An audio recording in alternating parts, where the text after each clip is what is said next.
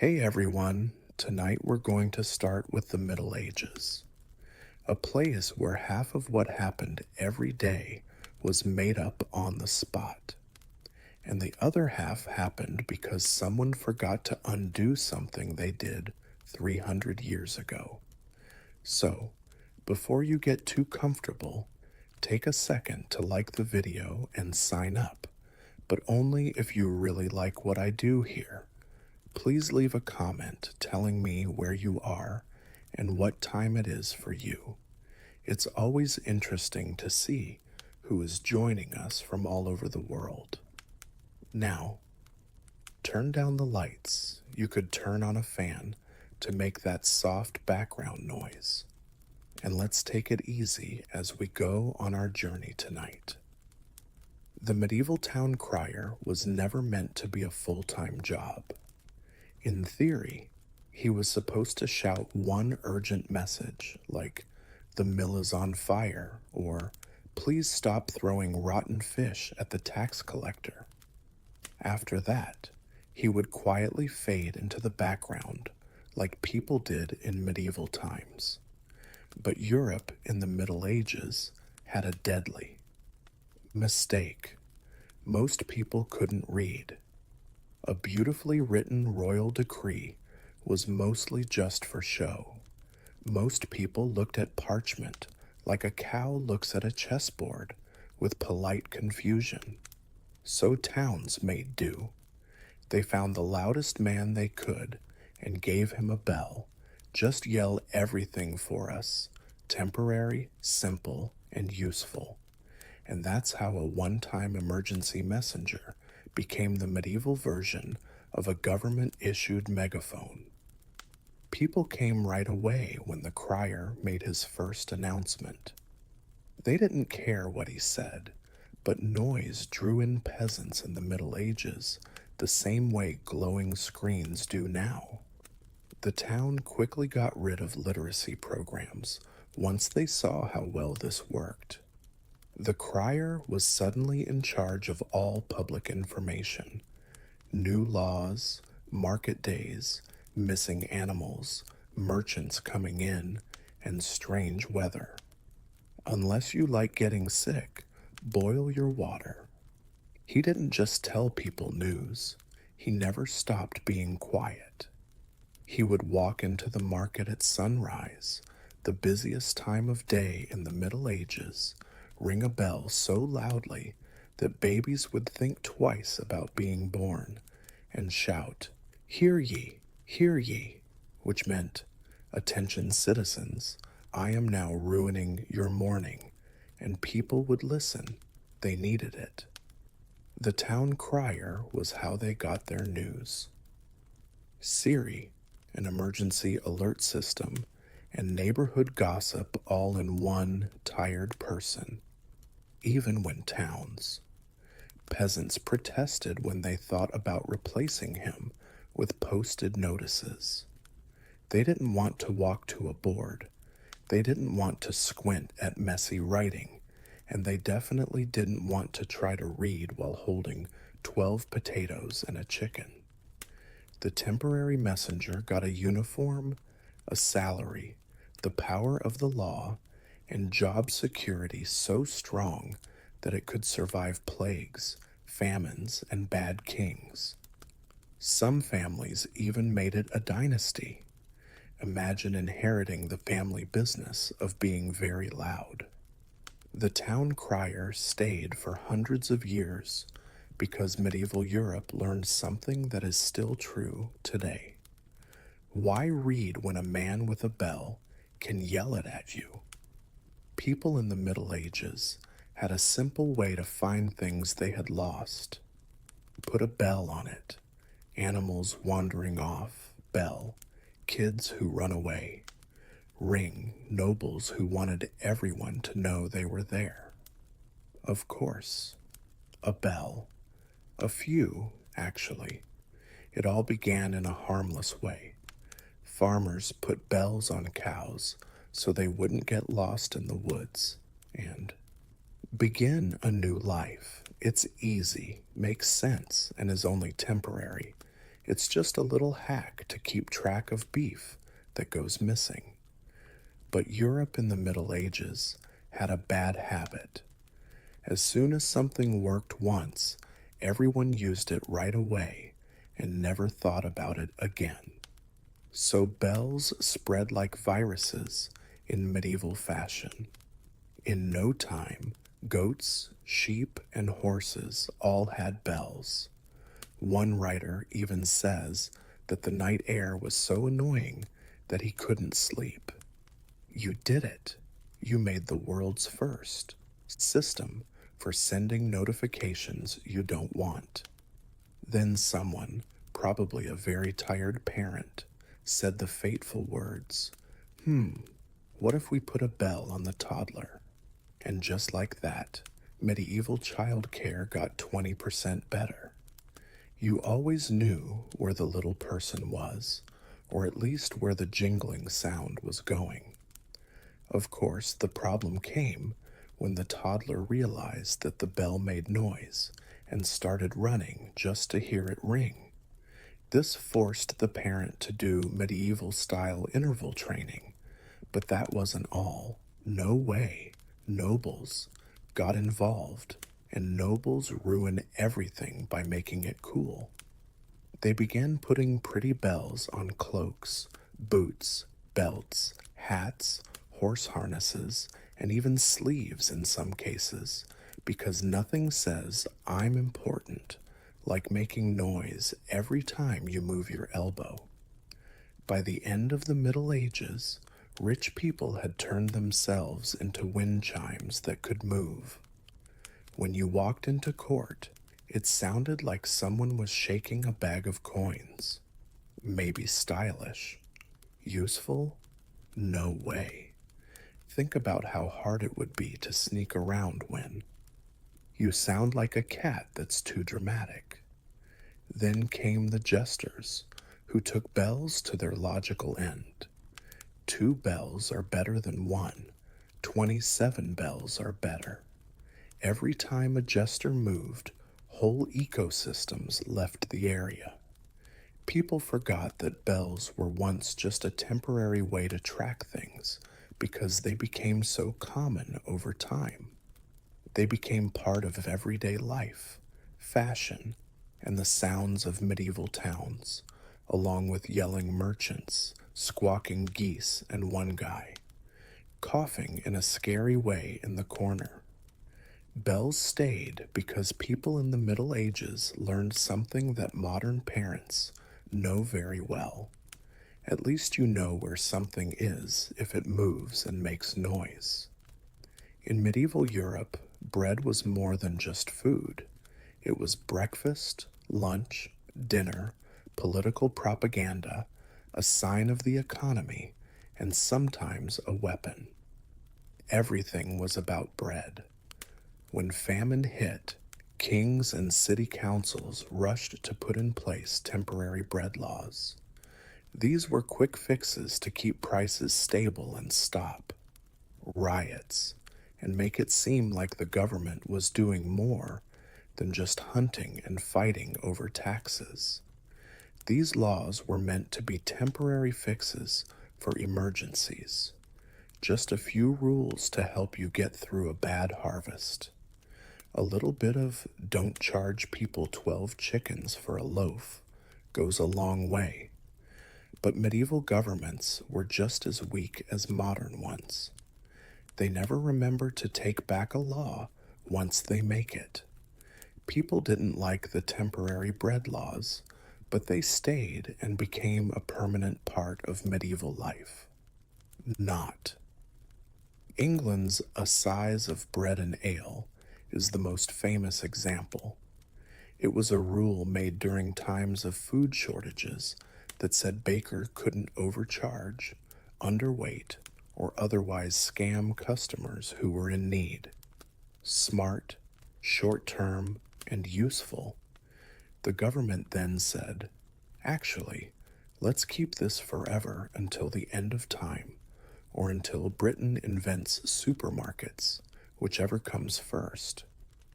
This one law lasted for more than 600 years, outliving the kings who wrote it, the bakers who hated it, and the peasants who acted like they didn't get it.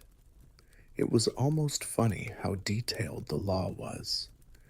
It set rules for the size, weight, and price of bread, as well as what ingredients you could and couldn't use, and how drunk the ale merchant could be.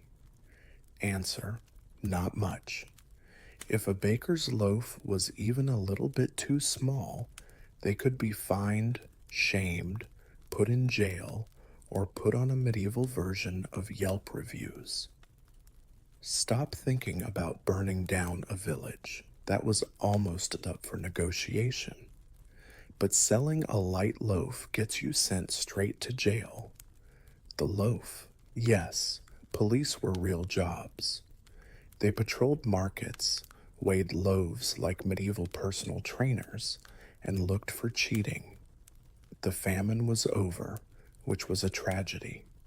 The shortages were over, but the bread laws were still there, like an overprotective grandmother breathing down the bakers' necks.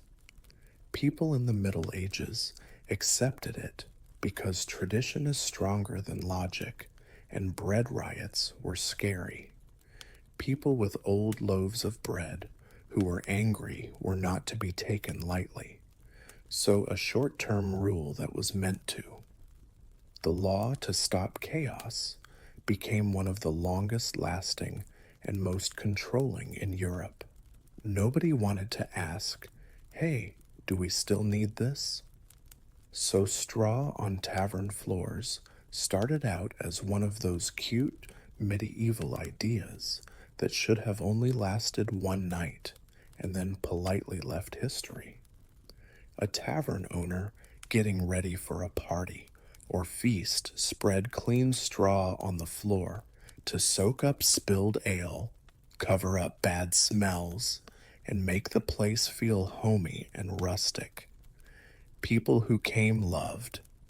They were too drunk to complain, or more accurately, they were too drunk to care. The next morning, the innkeeper woke up, looked at the damage, and realized something amazing.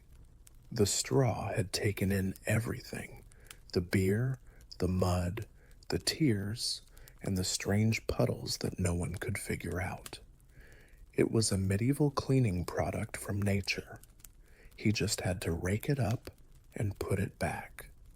A great short-term fix. But innkeepers in the Middle Ages saw this as a sign from heaven. If straw made things easier to clean up before, why not? All the time, why not always cover the floors with something that visitors couldn't see, smell, or judge too harshly? So, a short-term decoration turned into a way of life. Travelers soon thought that taverns should have straw on the floor. If you walked into a medieval inn and saw bare wood, something was very wrong. Either you had accidentally walked into a noble place where fun was frowned upon, or the place had been robbed recently and the straw was stolen to keep warm. The tavern got some straw.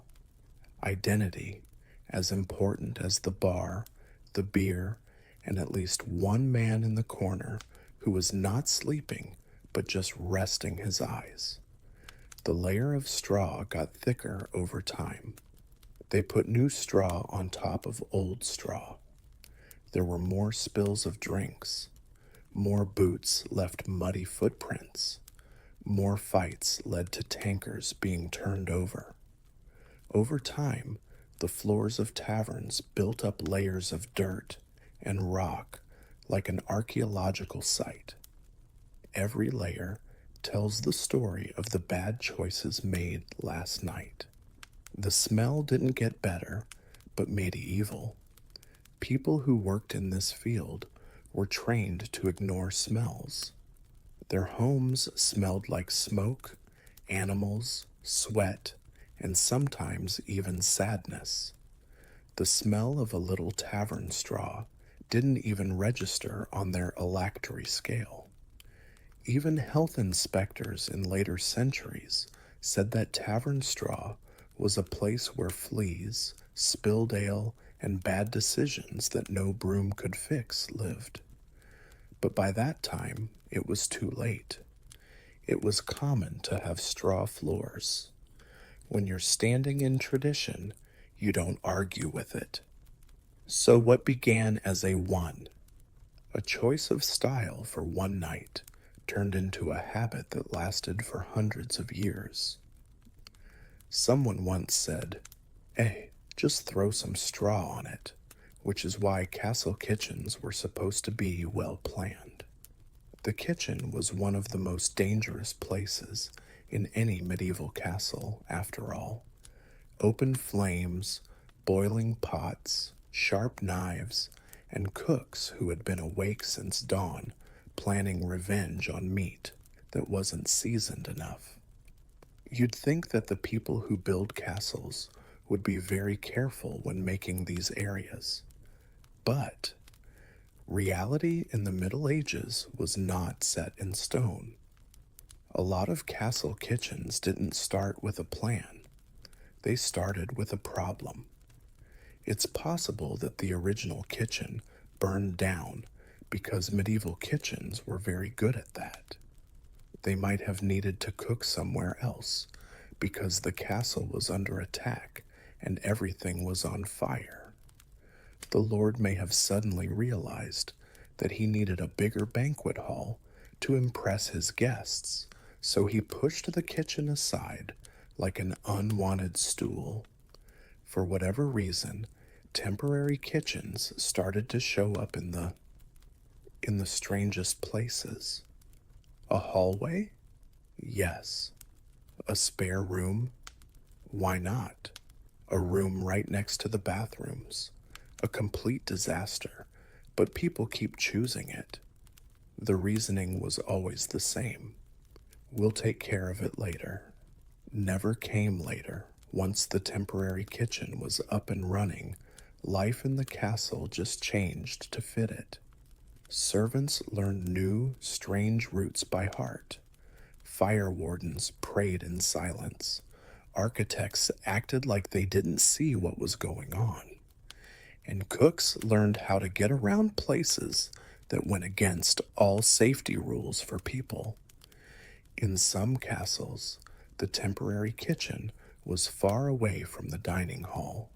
Servants had to carry trays of boiling stew across courtyards, down staircases, around defensive structures, and past livestock. It was like a medieval obstacle course where they had to hold soup. Dinner was canceled because of one wrong step, and someone had to heal for 3 months. Other makeshift kitchens had ceilings so low that tall cooks had to work hunched over all the time. This made historians think that medieval cooks were an evolutionary branch that is separate. Some setups lacked chimneys, so smoke simply filled whatever room was sacrificed. You can imagine how fun that was during lunch rush. But the strangest ones were the kitchens wedged into Gades or next to the castle's main entrance.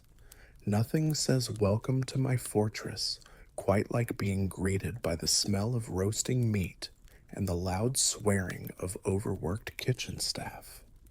Despite the chaos, people got used to it. Castle life flowed around these strange kitchen placements until they became accepted permanent features. The emergency improvisation solidified into architecture, and that truly is the medieval way. If it works today, that's good enough for the next 200 years. Rulers in the Middle Ages loved to make short-term laws. They sent them out like people today send text messages all the time, on a whim, and without thinking about what might happen. A king would wake up, hear that someone's goats had gotten loose again, make a decree right away and say, this will stand only until the crisis ends. But medieval crises never really ended. So did the laws. For example, the bishop was upset by the noise from the market during sermons, so there was a temporary ban on selling fish on Sundays. This should have lasted for a week or two. It somehow became a law in the area that lasted longer than the church building itself. Or picture a rule that says people can't walk around the castle after dark unless they have a lantern and at least one sober adult with them, brought in during a crime that didn't last long. Spike. It stayed on the books for hundreds of years.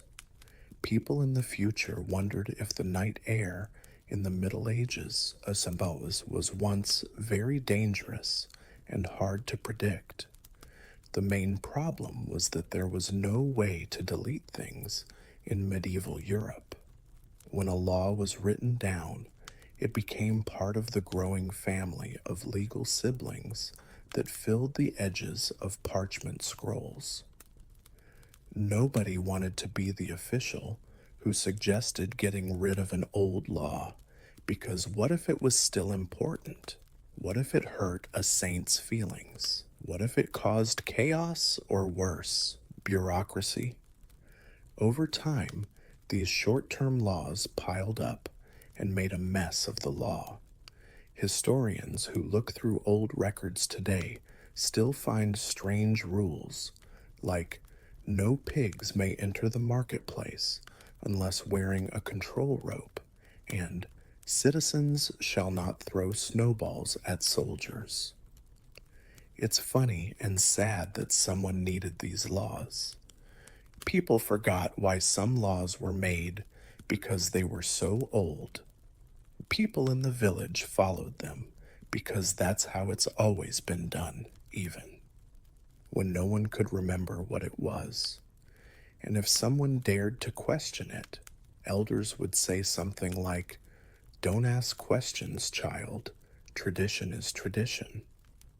The funniest part is that medieval rulers sometimes tried to fix the system by making new temporary laws to fix the old ones, which quickly became permanent laws.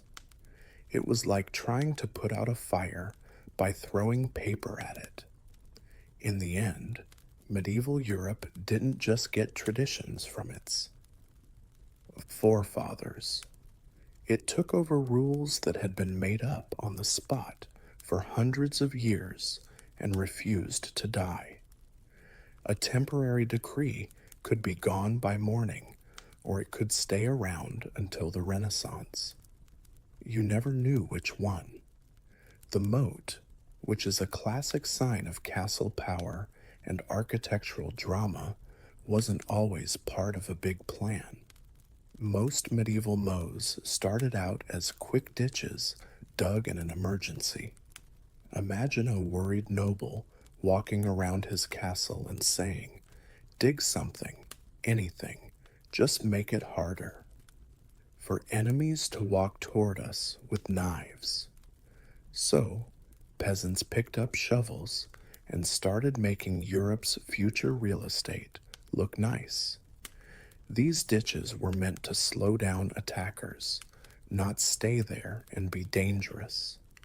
A lot of them weren't even full of water at first. They were just big holes in the ground that people talked about. But since medieval Europe loved turning accidents into traditions, lords started to think, well, the ditch is already here. What if we keep it? Then someone had a truly groundbreaking idea. Thought, what if we put water in it? Where will we get the water? Came next. And then, I don't know, steal it from the river. So, moats were born thanks to improvisation, desperation, and a little bit of hydrological theft. Everything changed when the ditch got water. Out of nowhere, the castle looked a lot scarier. Visitors thought, Ah, yes, this lord is serious. He has a water hole. It didn't matter that the water was often dirty, still, and sometimes even dirty. Home to an ecosystem that no biologist would ever want to get close to. It screamed authority to people in the Middle Ages. Of course, water mows had some bad effects. The mosquitoes were happy. Local frogs got a surprise and upgrade to their homes. The castle's laundry staff found that getting laundry out of the moat took courage and prayer, and then every now and then, someone would try to cross and learn the truth. Mud doesn't care about people's dignity. Mows still worked, though. They made attackers less likely to attack and slowed down the siege. Engines and stopped people from walking up to the walls. A moat made it feel less like a confident march to invade a castle and more like an obstacle course made by someone who hated you. So, of course, mows stayed even after the emergency was over and the war changed. Lords kept cannons and mows even though they weren't very useful anymore because they looked cool. Some people emptied the water and turned their mows into gardens, animal pens, or very inconvenient walking paths, but they wouldn't fill them in. A ditch dug in a hurry became one of the most famous defensive features in medieval architecture. It all started when a noble yelled, "Just dig a hole." Everyone else thought the hole was beautiful. In the Middle Ages, taverns were the places where people from different towns and villages got together. They were the newspaper, the place to get therapy, the place to have fun, and sometimes the place where you woke up not knowing whose boots you were wearing. And because taverns were so important, they came up with the idea of the tab, which modern people know very well. But medieval tabs were never meant to last long. The thought was easy. You forgot your coins or didn't want to walk home to get them, so you told the tavern owner to put it on my account. This was a safe deal, temporary, friendly, and meant to be over by the end of the week. People in the Middle Ages had the same self control as people today who are looking at a cheesecake. The bill kept getting bigger at first, you had a few beers, then dinner, then another beer because someone made fun of your chicken, and then a round for everyone because that joke you told was worth celebrating. You soon owed so much that you needed help from God or a very good harvest season to pay it off. Of course, the tavern owner kept track of all of this with terrifying accuracy. In general, medieval accounting could be called improvised optimism, but tavern books were very reliable. He might not remember who owned the sheep. He was outside, but he remembered that you owed him 3 meals, 11 ales, and a broken stool from last Thursday. In medieval times, when a customer died, which happened a lot, the tavern keeper just gave the bill to the next of kin. There was no mercy in medieval inheritance law. Heirs got the land, the debts, and yes, the tavern bill. Picture getting your great uncle's bar bill and thinking, I wasn't even born when he bought this soup. Some families treated their tavern debts like cursed heirlooms. A young man would say, I'm finally free to start my life, but the tavern owner would show up like a medieval tax spirit and say, actually, you owe 6 gallons of ale your grandfather drank during the famine of 1321. Tavern tabs became so common that some villages used them as unofficial credit systems. People traded, bargained, and even bragged about their tabs. The most impressive villages had enough money to mortgage a small fortress. The medieval tab lasted because it fixed a problem that everyone had: wanting beer now and being responsible later. It was a short term convenience that turned into a long term tradition, a medieval custom that started because people were thirsty and got better over time. To stay alive in the winter of the Middle Ages, you had to be creative, determined, and sometimes even willing to let a chicken sleep in your living room. The original idea was easy to understand and useful in the coldest months when temperatures could drop below A. Because the nobleman was kind, the peasants brought their chickens inside for a short time so they wouldn't freeze to death. A living chicken laid eggs, but a frozen chicken only made people sad. This was supposed to be a temporary arrangement. 3 months of winter together, and then everyone politely going back to their own homes. But people in the Middle Ages quickly found an unexpected benefit. If you had chickens inside, you would have eggs inside. You don't have to go outside in the snow anymore to see if a hen is feeling generous. The hen was now sitting by the fire like a grumpy bird roommate, warming up and judging everyone without saying a word. Chickens quickly took over the corners of cottages, moved straw piles around, and strutted around like they knew they were important to the survival of the household. The peasants were okay with this. They were used to having smoke, tools, kids, and sometimes even animals in their homes. So, a chicken or three didn't seem that strange. The issue started when winter was over and the chickens didn't want to go. By spring, a lot of the hens were used to living in luxury. Why go back to the drafty coupe when the cottage was warm, had friends, and let you eat all the crumbs you wanted? It didn't take long for the peasants to figure out that their winter guests were now permanent tenants. Life in the cottage changed to fit them. Families walked carefully so they wouldn't step on a hen that was half asleep. The same tired sigh that was used to chew chickens away from the table was used for meals. Little kids who don't behave. People often stopped talking because of excited clucking, and in every house had that one chicken who thought she was in charge. The sound of chickens became part of everyday life, along with the crackle of the fire, the quiet hum of conversation, and the occasional triumphant cackle that announced the arrival of an egg. People who came to the area in the Middle Ages hardly noticed. Their own cottages were just as messy.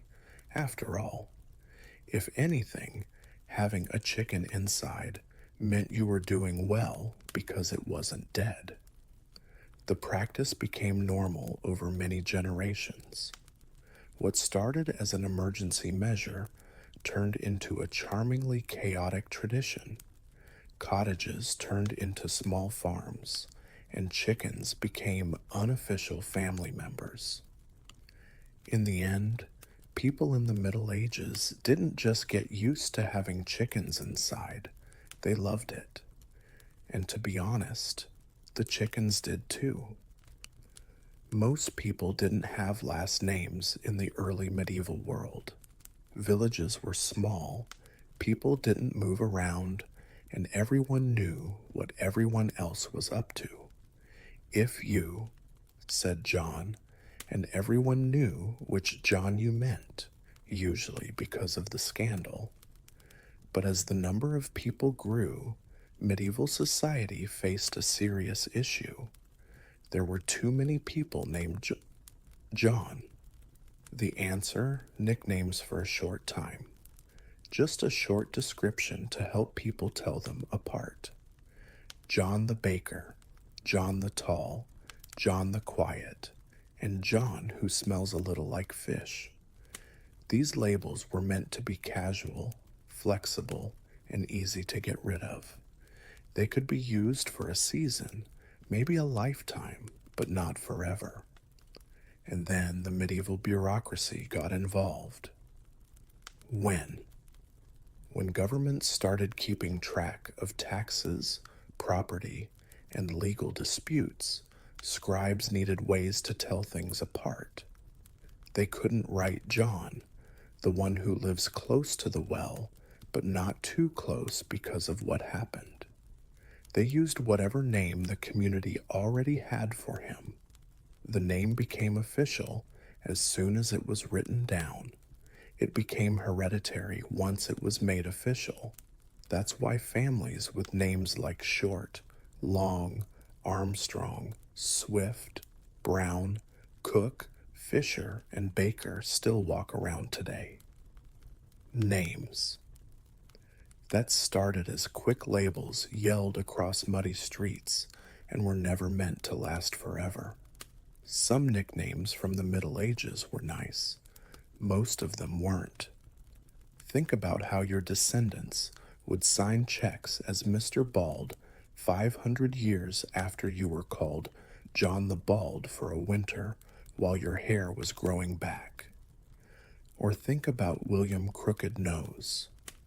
His family really wished that the medieval scribes had taken the day off when they wrote down that name. There are also last names like Fox, Goodman, Stout, and Pepper. Names that give clues about someone's personality, job, local jokes, or bad things that happened that no one in the modern family remembers, but that definitely happened. The funniest cases are the last names that capture a moment in time, like a medieval screenshot. Someone once fell in the mud, chased a goat, or burned a batch of bread, and now their descendants will always be known by what happened then. That isn't a last name. That's funny on a cosmic level. By the end of the Middle Ages, last names were set in stone. Nicknames that were only for a short time had changed into full-fledged identities. A short joke in the Middle Ages turned into a family tree, and to be honest, that might be the most medieval thing of all. There was no plan for the roads in medieval Europe. Planning means having a goal, thinking ahead, having meetings, drawing diagrams, and at least one person saying, "Let's not do this terribly." Medieval roads, on the other hand, were made when enough people walked through the same muddy field until a trench formed and everyone agreed. Ah, yes, this is the road. These paths weren't meant to last at first. They were temporary shortcuts that were made when the seasons changed. Farmers taking a faster route during harvest time.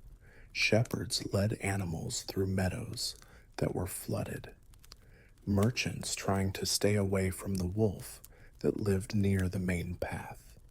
These paths were made up by accident and were completely, totally, and utterly not good for long-term use. But there was a rule in medieval times. If something worked once, it would always work. Staying the same because you're lazy. In a little while, these muddy trenches became the main roads for whole communities. There was no paving, no gravel, and not even an attempt to level the ground. It was just a line of churned up dirt made by people walking, horses walking, cartwheels, and the odd, confused goose. And then it started to rain. Rain was the worst thing that could happen to travel in the Middle Ages. A nice drizzle could turn a road into a swamp, and a real storm could turn it into something that looked like bread dough. Carts got stuck, horses went down. People lost their shoes so often that it was hard to find. People in the neighborhood liked to play in the mud with shoes on. Medieval chroniclers wrote about roads that were deep, dangerous, or impossible, which are polite ways of saying, don't try unless you like pain. But no one fixed them. Why? Because keeping things up required work, and work required planning, and someone had to be in charge for things to work. Villages in the Middle Ages were very good at avoiding all three. The crown would sometimes say, from now on, all towns will fix their roads. Towns did nothing but politely nod in the Middle Ages. In the end, these temporary mud paths became so well known that maps showed them, merchants used them, armies marched on them, and no one remembered that they weren't meant to last. Historians say that travelers thought of their journeys as spiritual trials, which is another way of saying, I never want to see mud again. By the time proper paving came along centuries later, some roads had been muddy for so long that people almost thought of them as. The mud was holy. It had history, culture, and character. A temporary shortcut had turned into a medieval highway, and every medieval traveler had to pay for it. Fighting in the Middle Ages was loud, dusty, and full of people wearing helmets that made it hard to tell who was who. So, the leaders came up with a quick and easy fix. A flag, a bright piece of cloth held high above the dead bodies to say, if you're on this side, don't stab anyone standing under this banner. That was all. The flag was never meant to be anything but a useful marker on the battlefield. There was no pride, no national identity, and no symbolism. It was just a medieval version of a team jersey that was much flappier. But, as usual, people in the Middle Ages wouldn't let a temporary idea stay temporary. A flag that had survived one battle, usually by chance, was seen as brave. The soldiers loved it. Commanders made sure to use the same one again, and before long, the temporary banner became an emotional support cloth that people would die for. And, if the flag was lost in battle, it was a national disaster. Chroniclers wrote about it with the same sadness they used for natural disasters. Losing a flag was like losing a loved one, but the loved one was made of linen and had never been to a family gathering. After that, the upgrades came.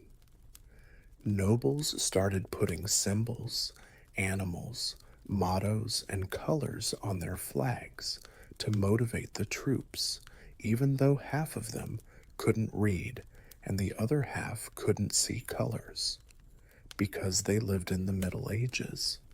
Still, the banners got more and more detailed, becoming works of art too valuable for the battlefield. Of course, they kept bringing them to fights anyway. Some flags became famous just because they stayed alive.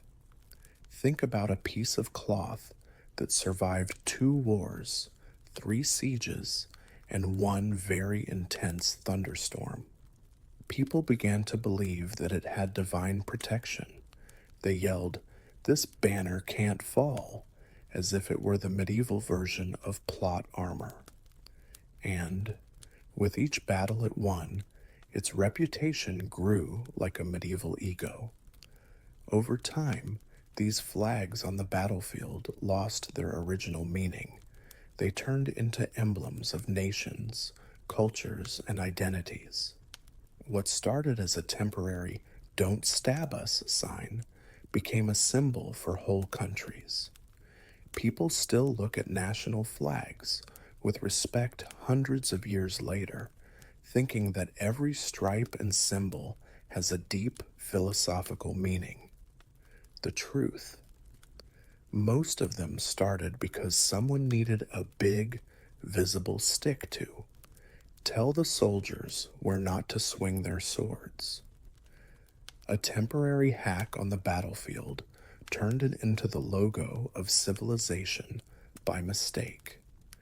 In medieval Europe, a feast day was a rare event that happened to honor a new saint, remember a miracle, or take everyone's mind off the fact that winter had lasted 7 months and spirits were low. These feast days were meant to be short, random bursts of happiness in a world where plumbing didn't exist and bread was only mildly exciting. But in the Middle Ages, people quickly found out something important. Feast days were a lot more fun than work days. As soon as a village had a successful feast day, with singing, ale, meat, and only a few fights, everyone said, "We should do this again." Other villages heard about it and said, "Why don't we have a feast day like that?" The church, which loved a good saint, kept officially approving more.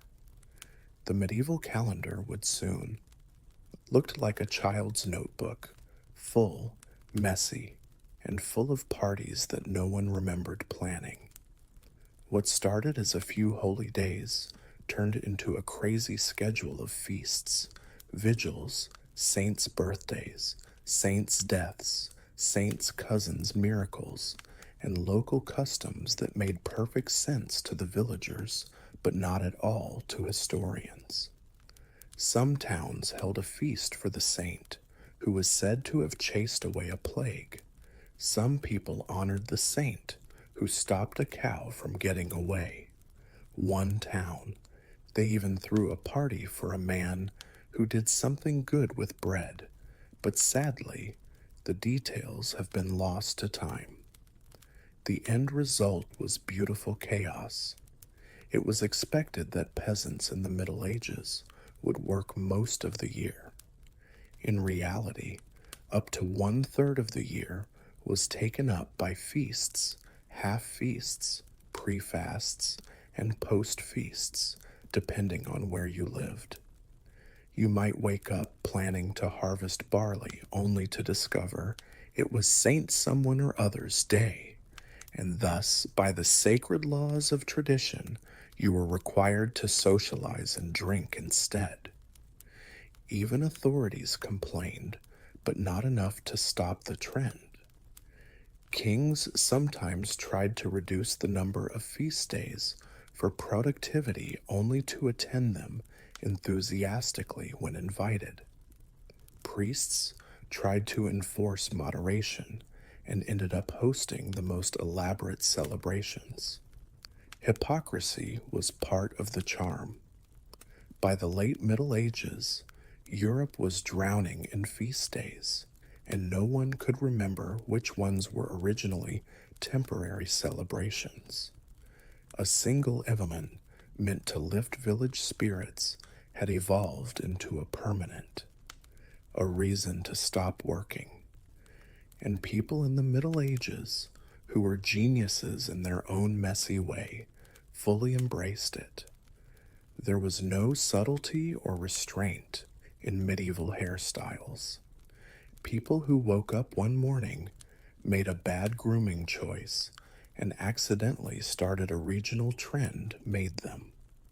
A lot of the most famous medieval hairstyles, the ones we see in manuscripts and wonder why, started out as jokes, temporary experiments, or acts of desperation. Take the famous toncha, for example. The tops of monks' heads were shaved. Their heads were supposed to show that they were humble. In reality, it probably started when someone cut someone's hair wrong, freaked out, and said, "It's holy now." Instead of fixing the mistake, monasteries kept it for hundreds of years, making thousands of holy men who always looked shocked.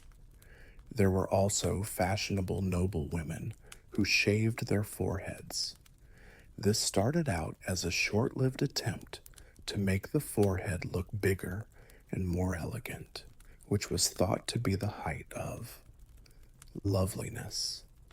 A single, noble woman probably did it as a joke or to hide a bad haircut, and suddenly half the continent was plucking and shaving their foreheads like they were trying out for a role as medieval light bulbs. A passing trend? Yes, of course. Did it go on for 100 years? Sadly, yes, some trends spread just because of social pressure. Imagine a duke coming to court with a silly haircut, like two tufts sticking out like horns, hair shaped like a cone, or curls so big that they need support from buildings. People laugh because they think it's satire, but the duke says it's fashion. And because he's strong, everyone copies him even though they don't want to. In a few months, all of the nobles will look like they lost a bet with a sculptor. And then there were the fashion disasters that were also practical disasters. A knight comes back from battle with his helmet hair all messed up and hair sticking out at strange angles. He doesn't want to admit defeat, so he says, "This is my new style." The other knights suddenly like it. Soon, they're all doing their hair in a certain way. Hair like someone who fought a windmill and lost. The most interesting thing was that once a hairstyle caught on, even if it started as a joke, it became a tradition. The manuscript pictures made it last forever. People in the court defended it. Artists made it seem bigger than it was, and medieval society held on to it with the same stubbornness it showed toward every other short lived idea. So, hairstyles that should have only lasted a weekend lasted for years. All because people in medieval Europe wouldn't admit that something looked silly. People started to have bad hair days because there were no mirrors. Cities didn't grow in the Middle Ages because people planned ahead. They grew because people came, built something that didn't last, and then never left. What started as a group of seasonal huts, quick shelters built by traveling workers, merchants, or farmers, slowly turned into whole neighborhoods, usually without anyone making a conscious decision to do so. It always began the same way. A group of people came to fix a castle wall and pick a large field or build a church that would take about 14 lifetimes to finish. They needed a place to sleep, so they built small, simple buildings like wooden huts, lean-tos, tents, and anything else that looked like shelter and didn't fall down right away in the wind. It was meant to be temporary. Use it for a few weeks, take it apart, and go home. But no one took anything apart. The job might have taken longer. Maybe the workers were just being lazy. The weather might have turned bad, and the hut felt. It was surprisingly cozy. No matter what the reason was, workers in the Middle Ages did what they always did. They didn't care and stayed. In the meantime, more people came. Merchants came to sell bread and beer to the workers. They put up more huts to protect their stalls as well. Workers brought their families with them to build huts that were a little stronger. Then the blacksmith came, following workers around like a medieval food truck. The temporary camp soon looked a lot like a village. At this point, the lord of the area would walk by, see a group of buildings he definitely didn't approve, and say, "Great, a new district. I will raise the rent." With that, the buildings that were only supposed to be temporary became real. These unplanned neighborhoods grew over time. Huts made of wood became homes with timber frames. Paths made of dirt turned into roads that were muddy. They dug a well. A bar opened. People in the Middle Ages never built anything without putting in a tavern right away. By the time anyone figured out a permanent settlement had formed and families had lived there for generations.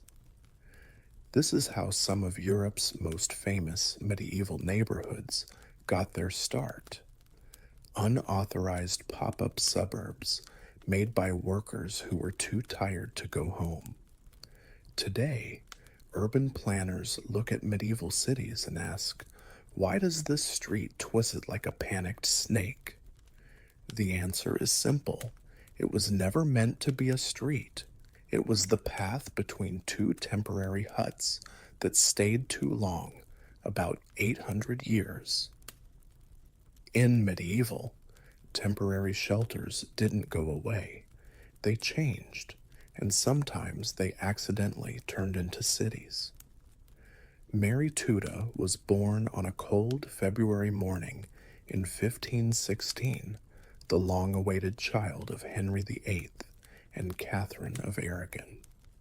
She wasn't the son her father had hoped for, but she was healthy, bright-eyed, and surprisingly smart for a baby who wasn't expected to live through her first winter. Almost right away, ambassadors wrote about her with the kind of amazement usually reserved for prodigies. She learned Latin before most rich kids learned how to behave at the table. She played the virginals with practiced grace, and she carried herself with a calm dignity that made even adults stand up straighter around her. For a short time, she lived like a beloved princess in a court that loved the idea of a Tudor heir, even though she wasn't a man.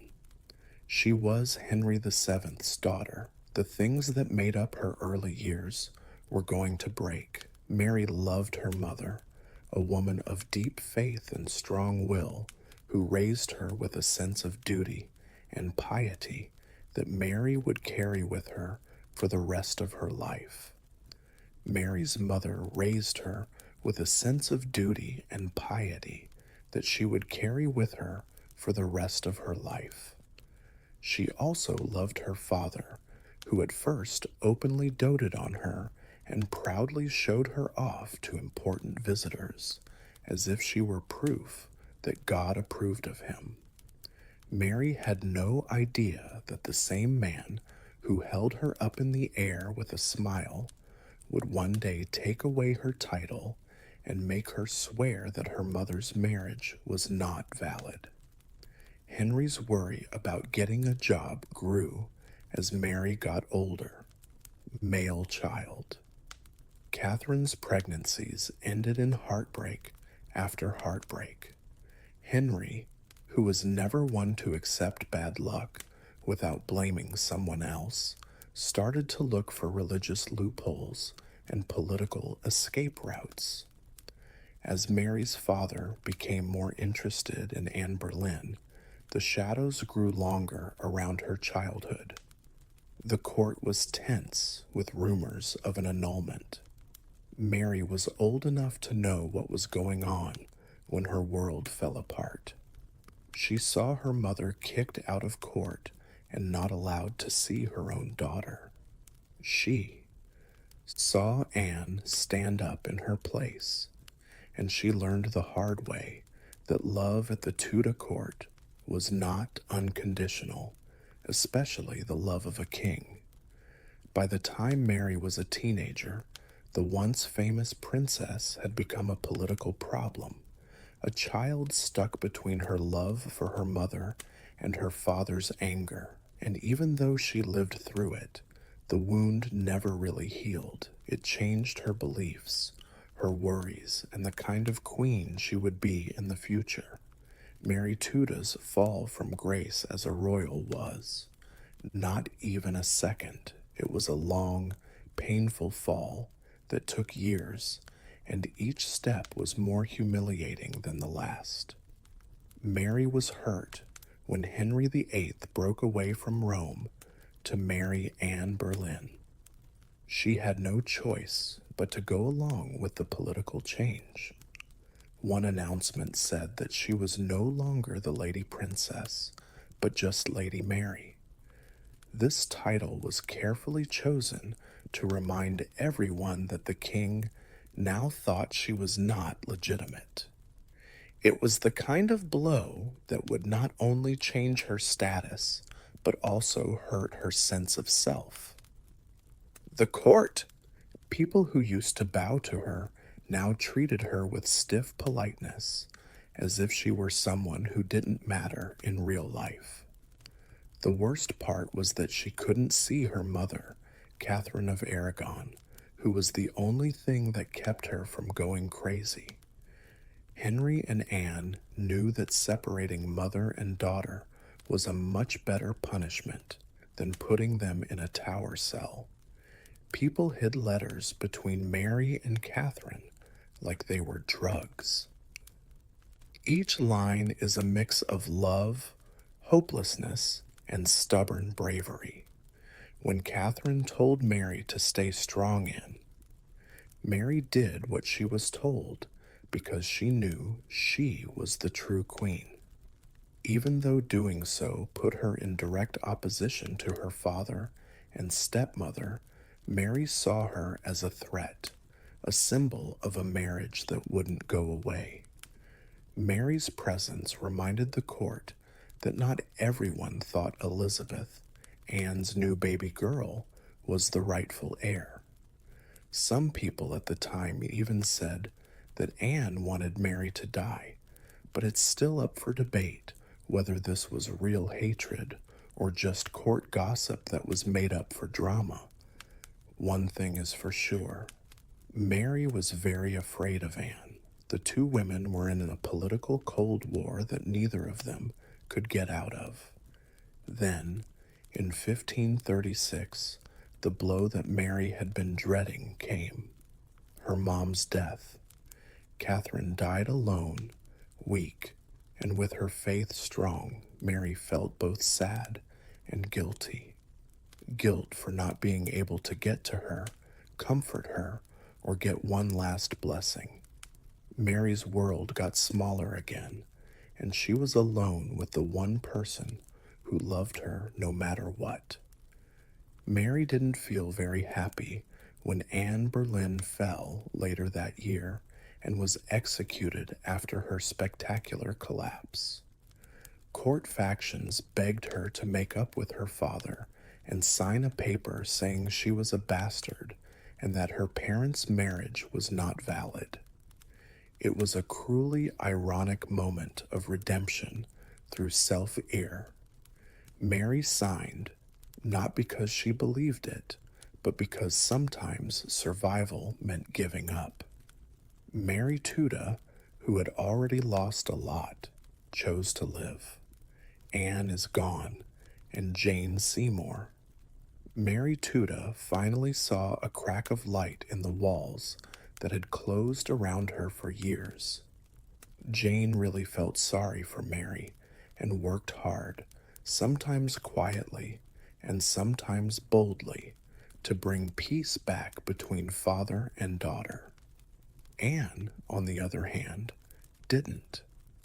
It took a lot of diplomacy, persuasion, and the constant pushing of Charles V's ambassadors, but Henry VIII finally gave in. He let Mary go back to court, but only on his terms, and after she had, signed the humiliating submission which said that her parents' marriage was illegal. Mary, on the other hand, took the deal because she was desperate to stay alive and tired from being sad. It was a bittersweet return to court for her. Henry welcomed her with warmth, even love, as if the years apart had been nothing more than a family fight. That was how Henry did things. He thought that everyone else would quickly and completely forget the pain he caused. People wanted Mary to smile, do what she was told, and go back to being the beautiful Tuda daughter. She did all of that, but inside she still had the scars of being abandoned, humiliated, and a spiritual belief that she had betrayed her mother's memory. But she did try to move on. Jane Seymour made her feel like she belonged. Mary loved Jane more than any of her father's wives because Jane didn't see her as a problem to be solved or a symbol. She saw her as a young woman who had been through a lot. For a short time, Mary felt like she was part of a family. She also loved the child very much. Jane had a son who would become Edward V. Mary let herself think that their repaired family might last while she held her baby brother, but stability at the Tudor court was just an illusion that never lasted. Jane Seymour died a few days after giving birth, leaving Mary alone again. Mary's father married 3 more times, and each new queen brought with her a new political situation that Mary had to deal with. Anne of Cleves wasn't dangerous. Catherine Howard, very dangerous and out of control. Catherine Parr was smart and nice, but very caught up in Protestant reform, which Mary thought was horrible. Mary was back to normal, but she was still very careful. She was not willing to change her Catholic faith, and Henry's changing religious policies always put her job at risk. She did what she was told, but she never changed her mind. People put up with her, but they didn't trust her. They welcomed her, but they also kept an eye on her. Mary never felt completely safe again, though. Her father's approval could quickly turn to anger, and as she got closer to adulthood, one thing became very clear. She would have a future. Depend on whether or not she can make it through the political storms that are still brewing in England. Mary Tudor was 31 years old when Henry VIII died in 1547. This was a dangerous age for Tudor because it was so close to being a permanent spinster. She had been through her father's 6 marriages, religious upheaval, humiliating changes in status, and enough emotional trauma to break a weaker person.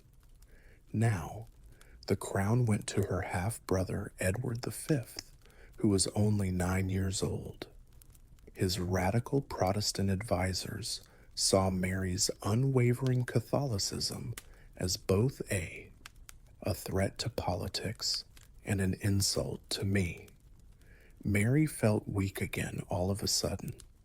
She was the king's sister and Henry's oldest living child, but she had no power while Edward was in charge. Her properties were watched, her mass services were banned, and spies were sent into her home. Edward's council kept pushing her to stop going to Catholic services, but she always said no, even when it meant she was close to committing treason. This resistance wasn't because they were stubborn. For its own good, Mary saw faith as her anchor, the one thing that no amount of political pressure could take away from her. The more they tried to make her bend, the more she stiffened. Her relationship with Edward quickly got worse. He thought she was rebelling against him. She thought his demands were harassment.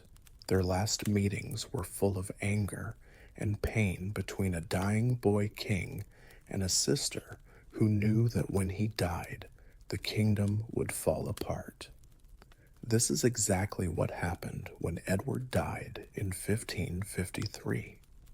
The Duke of Northland tried to pull off a desperate political coup by putting Lady Jane Grey, Edward's Protestant cousin, on the throne. It was a risky move that depended on Mary being too alone, too unpopular, or too scared to fight back.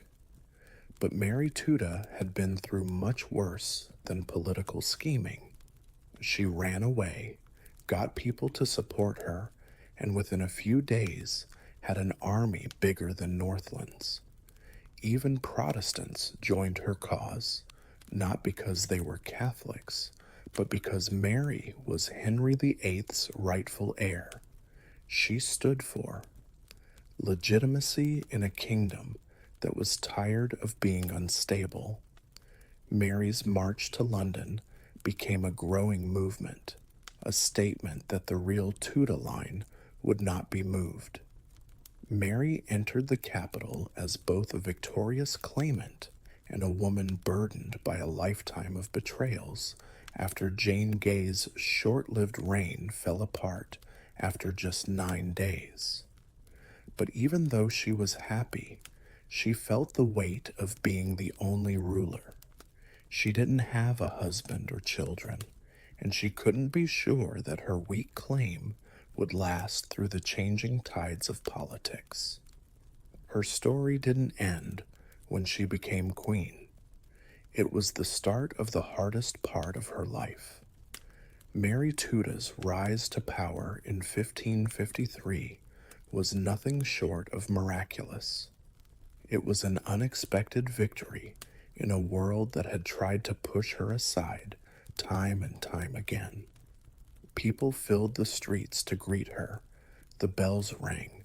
There were bonfires all over the city, and for a short time, it looked like everyone in England was really behind its new queen. Mary finally stood where she had always wanted to be after years of being humiliated and pushed to the edge of politics. Thought God wanted her to be. But she quickly learned that a crown didn't heal old wounds or make people loyal. Religion was the first thing that gave her trouble, just like she thought it would. Mary wanted to bring back Catholicism, and not just as a suggestion, but as her life's work. She thought that God had kept her alive just for this job. Her childhood trauma, her mother's pain, and her own shame all came together in her mind to tell a story of God's purpose. This belief gave her strength, but it also made her. Her not being able to change. Mary didn't see reform as a political issue. She saw it as a moral crisis. The kingdom had to go back to Rome, and she would be the one to do it. But before she could even think about religious policy, Mary had to deal with an equally important and personal problem: the succession. She was 37 years old, single, and had no kids. Everyone who worked for Mary, whether they were an advisor, an ambassador, or a member of the court, knew that her Catholic restoration would die with her. Her council was scared of that reality. If she didn't have a child, her Protestant half-sister Elizabeth would get everything, and the whole religious direction of the kingdom would change overnight. Mary saw the answer right away. She had to get married quickly and in a smart way. But the question of who she should marry divided the kingdom in two. Some people wanted an English nobleman to calm fears of foreign control, but Mary, who was shaped by her mother's Spanish background and her own strong Catholic faith, wanted to marry a powerful Catholic man, one that could make her reforms stronger and keep her kingdom safe. Philip of Spain, the son of Emperor Charles V, comes into the picture. His royal lineage could help Mary prove her legitimacy and maybe even get the child she has always wanted.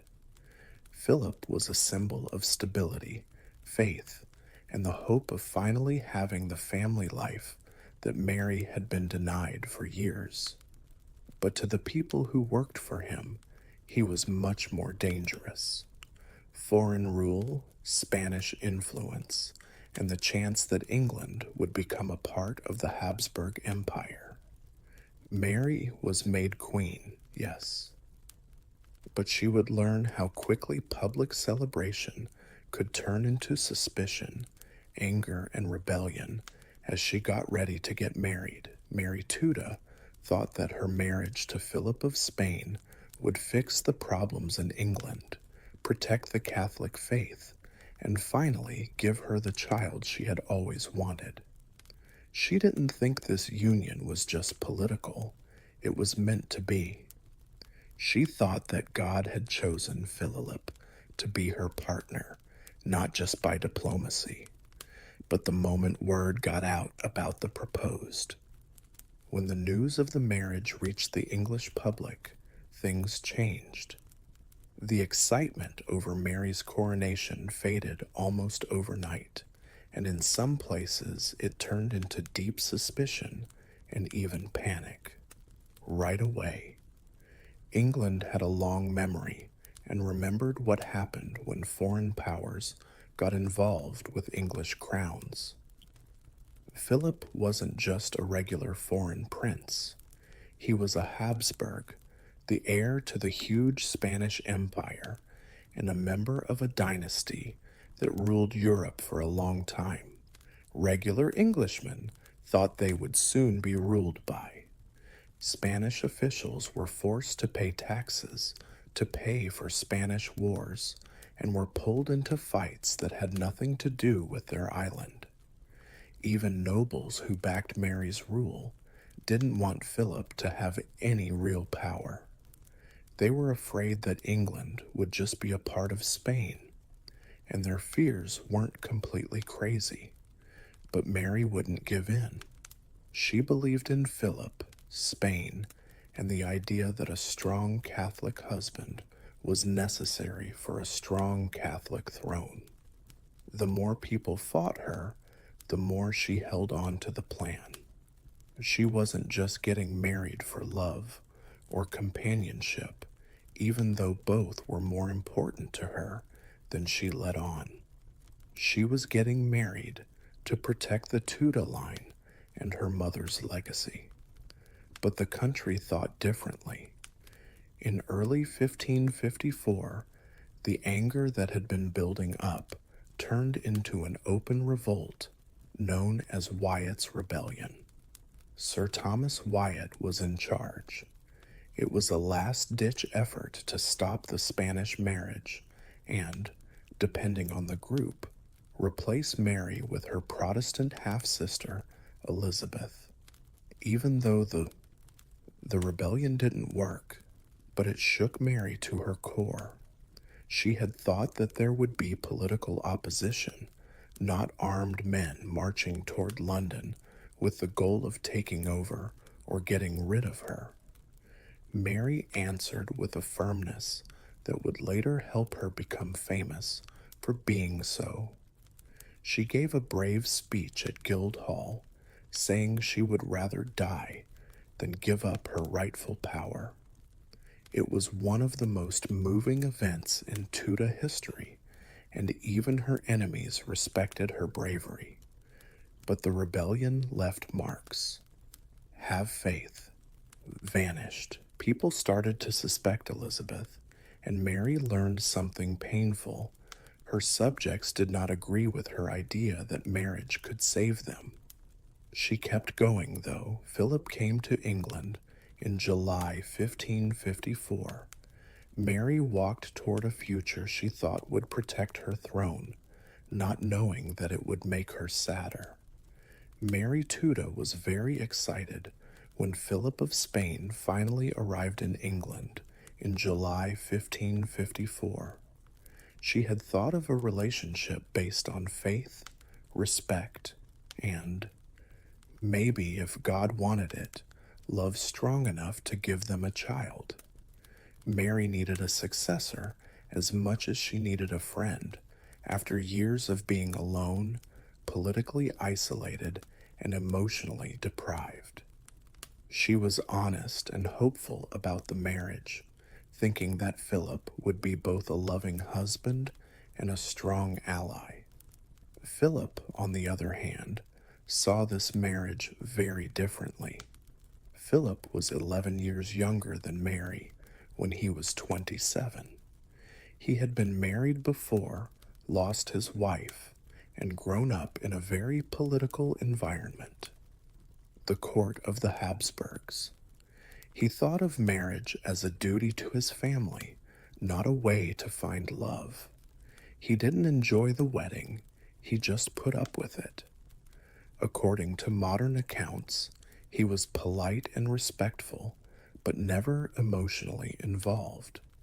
His letters to his father, Emperor Charles V, made it clear that he saw the marriage as a duty to his country rather than something that would make him happy.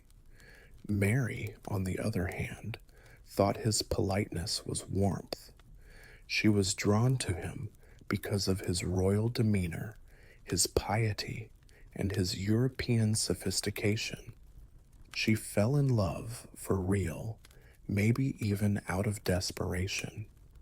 Philip's presence must have felt like a long-awaited confirmation of her worth to a woman who had spent her whole life without love. But for Philip, England felt cold, rural, and strange.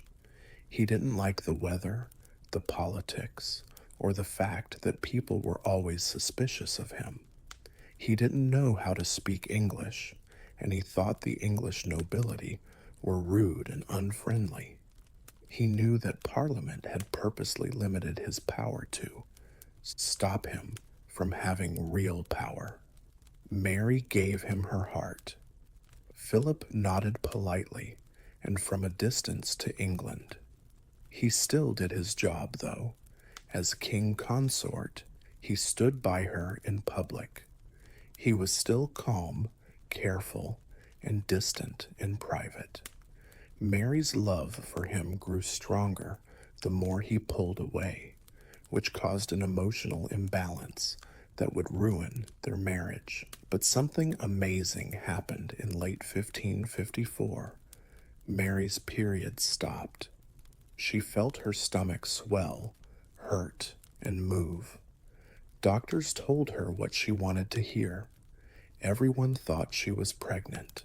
It was the answer to every prayer Mary had ever whispered. For Philip, it meant that his marriage, which he didn't like very much, might work out. It gave England a hope and fear. They all didn't know the truth.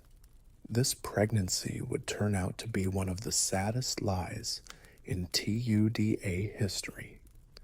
Mary Tuda knew she was pregnant by the winter of 1554 to 1555. Her stomach got bigger and her breasts hurt. She felt the signs she was used to. Every midwife knew. Court doctors confirmed it. Courtiers celebrated it. And Europe got ready for the birth of a Catholic heir who would make sure that England stayed firmly in the Habsburg sphere. Mary felt like the news was a sign from God that she was right.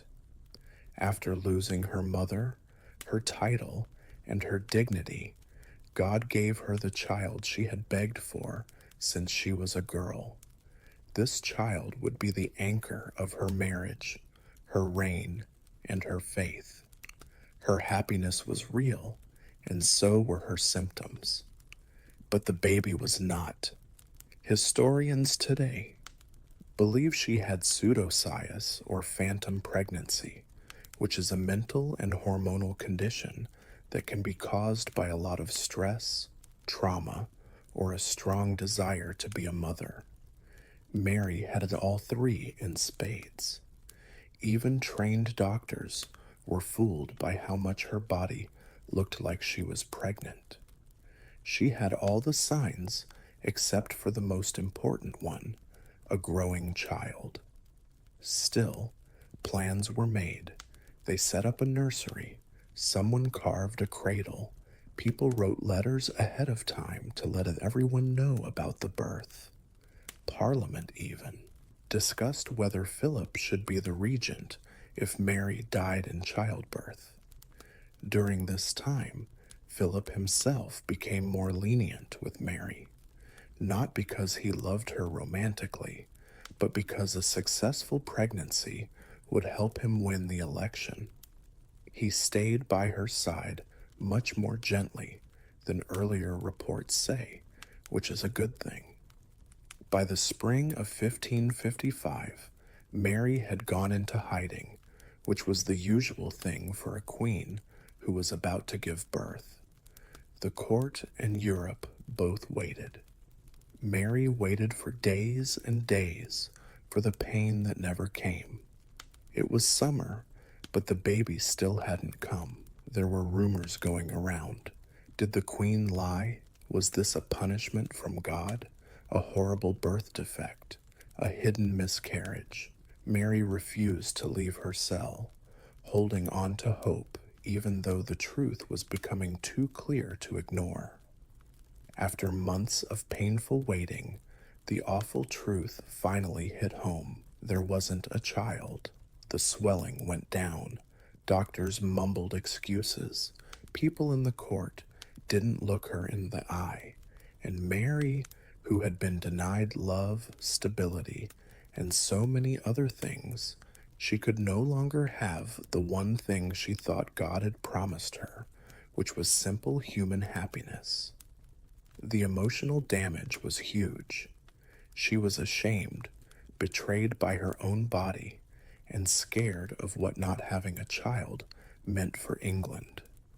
Philip drifted away again, called back to politics in Europe.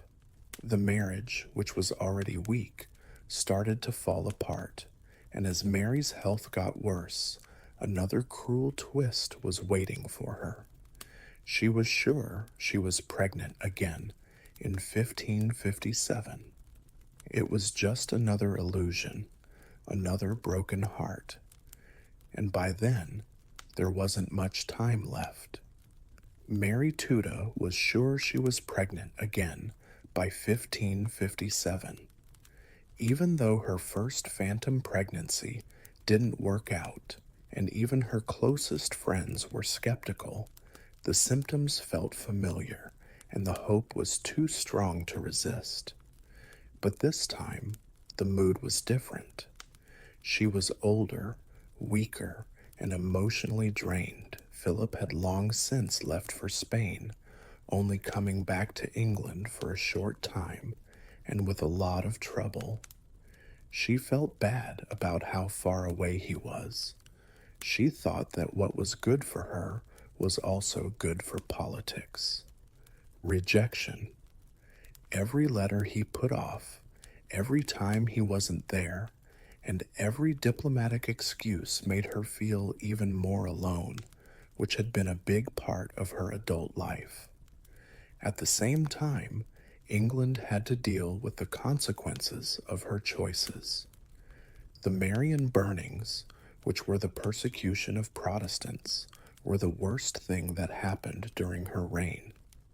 Mary thought she was saving lives. She thought that religious uniformity was a holy duty and a way to bring back the spiritual order she thought her father had broken.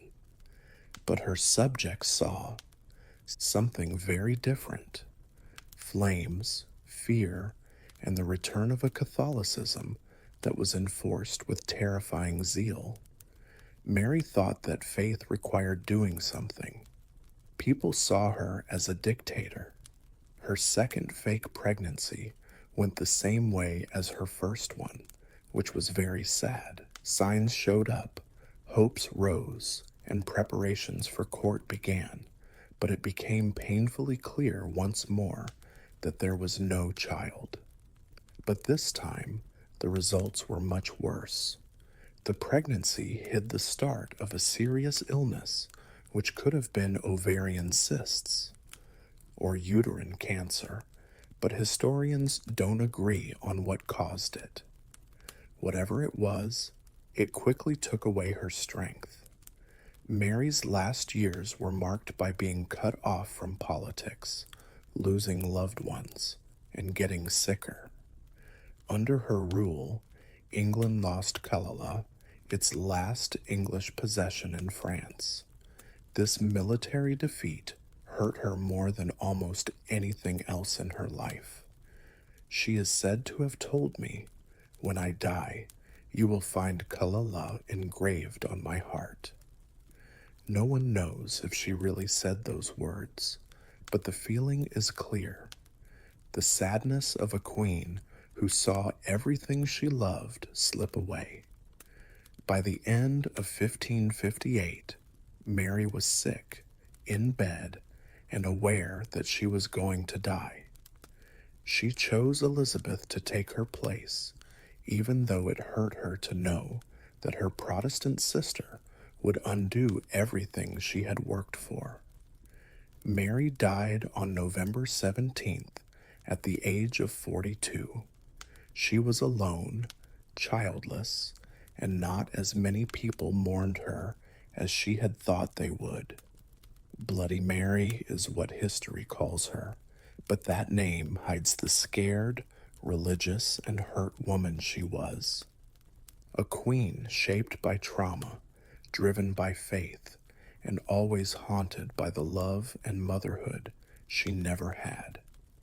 Alexander the Great was at the height of his power in 324 BCE. He was the leader of an empire so big that even his own generals had trouble understanding it. He had marched from Macedonia to the edge of India, killing kings, attacking fortresses, and destroying armies that the Greeks thought were unbeatable. He was famous for his victories.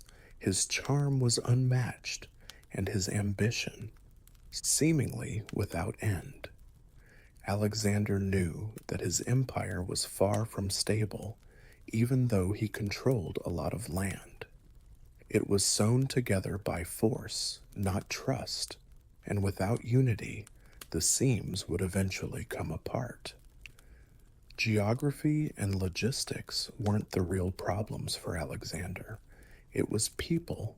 Macedonians and Greeks thought they were the rightful conquerors and saw Persians and other Eastern peoples as subjects, not equals. The Persians, on the other hand, didn't like the large number of Macedonians, the new ruler's arrogance, and the changes in culture that happened after Alexander's wars. There was even tension within Alexander's own army. A lot of Macedonian veterans didn't like how Persian customs were becoming more important at court, and they didn't like how their king insisted on wearing Persian clothes. They complained that he was giving up the way of life of his ancestors in favor of the luxuries of the East. But Alexander saw a future that was much bigger than Macedonian pride. He saw an empire where the East and West were, a world where cultures mixed, loyalties mixed, and old grudges faded away into a shared identity. It was a dream that was possible, at least in Alexander's mind. He thought that unity could be made, not just hoped for. And if the old political tools of coercion and tradition didn't work, he would make new ones. This desire to be part of something bigger wasn't just a thought. Alexander was a smart strategist who understood symbols very well. He was aware that gestures were important, especially in a world where being a king was as much about acting as it was about having power. He needed something big to really bring Persians and Macedonians together, something that would show a new chapter, both visually and emotionally. That idea came to him when he got back to Persia and arrived in the rich cosmopolitan city of Susa. He chose to put on a show that had never been seen before here, a big imperial mass wedding that would tie his Macedonian officers to Persian nobles. There are not just one marriage, but many. A. A theatrical and unforgettable moment that brought together court, culture, and dynasty. People would call it the Wedding of Susa, a political masterstroke covered in gold, incense, music, and the illusion of peace. But under the beauty, the cracks in the empire were still there, ready to open up again. Alexander chose Susa on purpose because it was not a normal city. Susa was once a shining capital of the Achaemenid Persian Empire.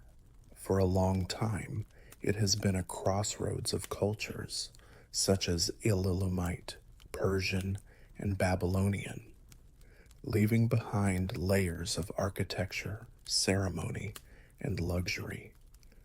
When Alexander got there, the city was full of memories of the empire.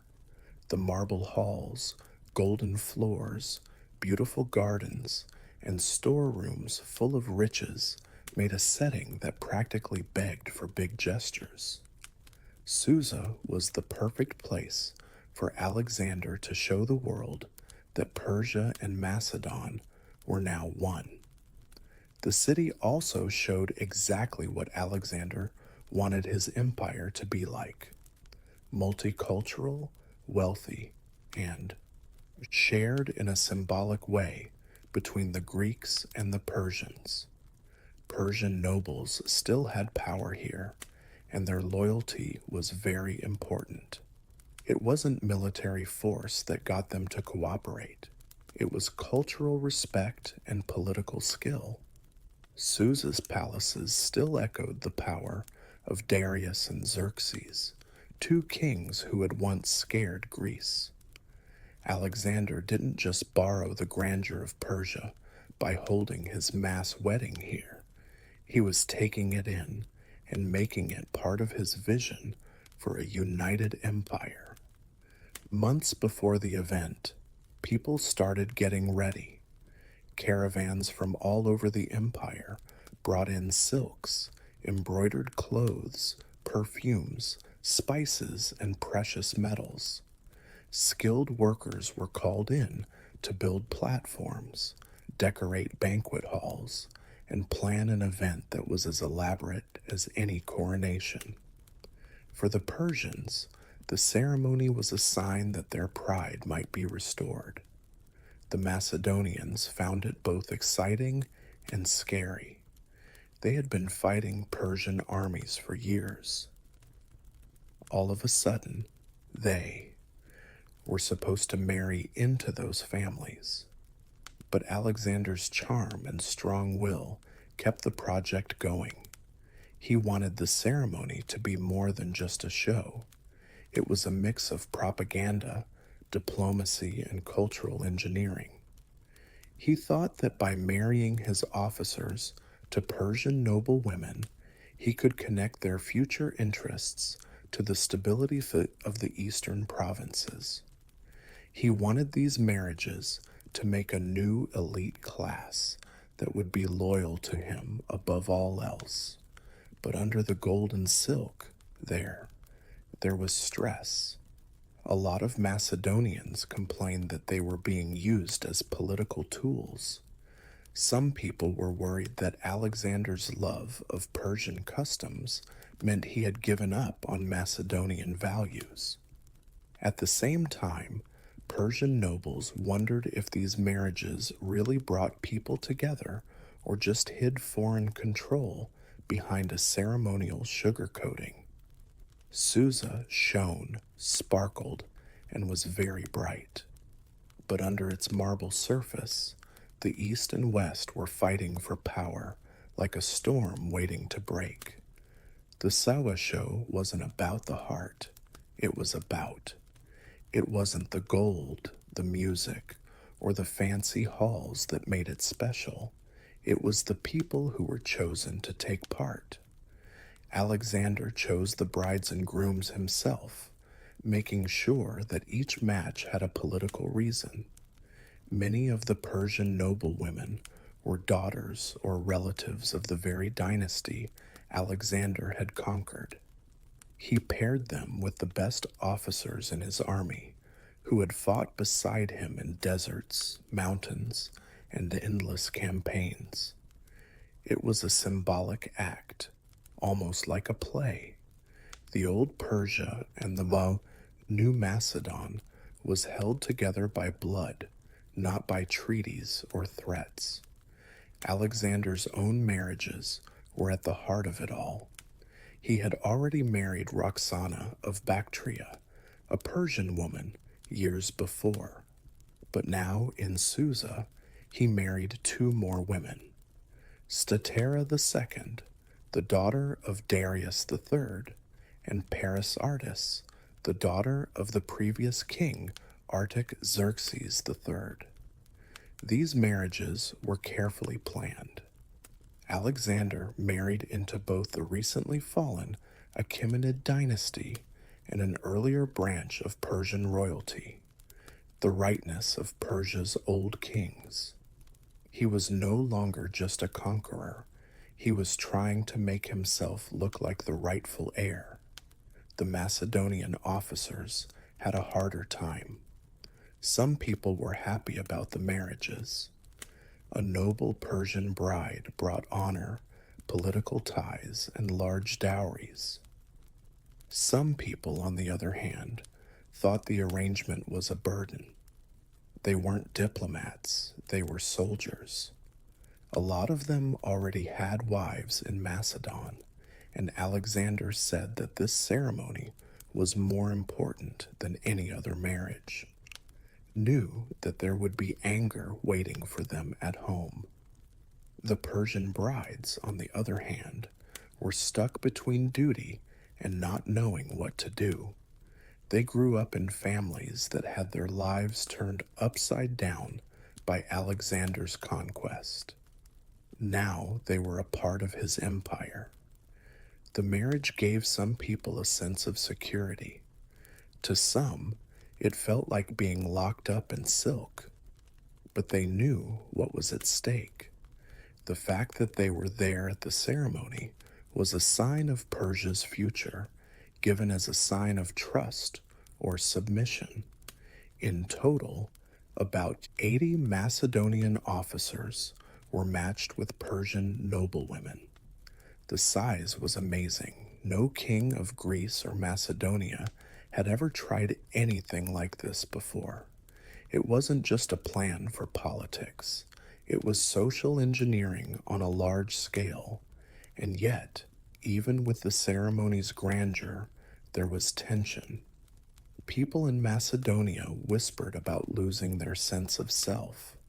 People from Persia whispered about being taken over by force. There was more to each bride and groom than just their marriage. They stood for the fragile chance of coming together, or the seeds of anger that could tear the empire apart from the inside. The wedding of Susa finally began, and it was so beautiful that even people who were used to Persian luxury were amazed. Alexander wanted the event to be too much for the senses. Every sound, sight, and smell was designed to show how great his empire was. The palace complex became a bright and colorful festival ground. Pillars made of glazed brick held up tapestries. Braziers let out waves of sweet-smelling incense, and gold jewelry sparkled in. The torchlight looked like sunlight that had been caught. Soa had seen royal ceremonies for hundreds of years, but nothing like this. The banquet hall was famous all by itself. Huge carpets and bright reds and blues rolled across the floors. There were rows of gold and silver couches for the guests to sit on. Musicians played a mix of Greek and Persian court music, which made a soundtrack that fit with Alexander's political ideas. A blend of cultures that is both elegant and planned. The air was filled with the scent of fragrant perfumes. The smell of roasted meats and sweet pastries dipped in honey mixed with the smell of the air. The atmosphere was intoxicating, and the sensory cloud was meant to make people forget about their differences. The guests, who were Persian nobles, Macedonian officers, and people from all over the empire, sat in a carefully planned order. There was no chance. The rich Greeks and Persians were put next to each other and told to talk, eat, and drink together, as if the ceremony were not just a wedding, but the start of a new social order. The cups were even symbolic. All of the guests drank from cups that were the same shape and made of the same metal.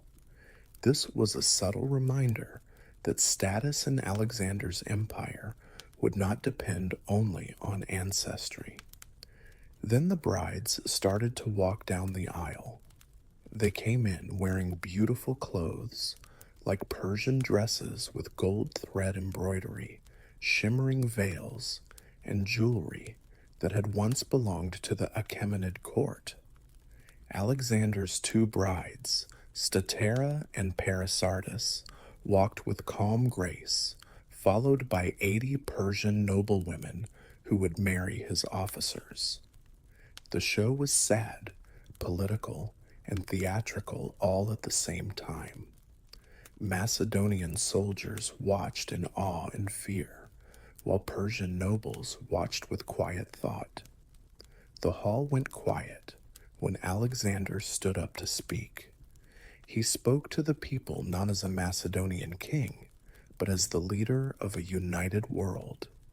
He praised cultural harmony and called the mass wedding the start of a new era.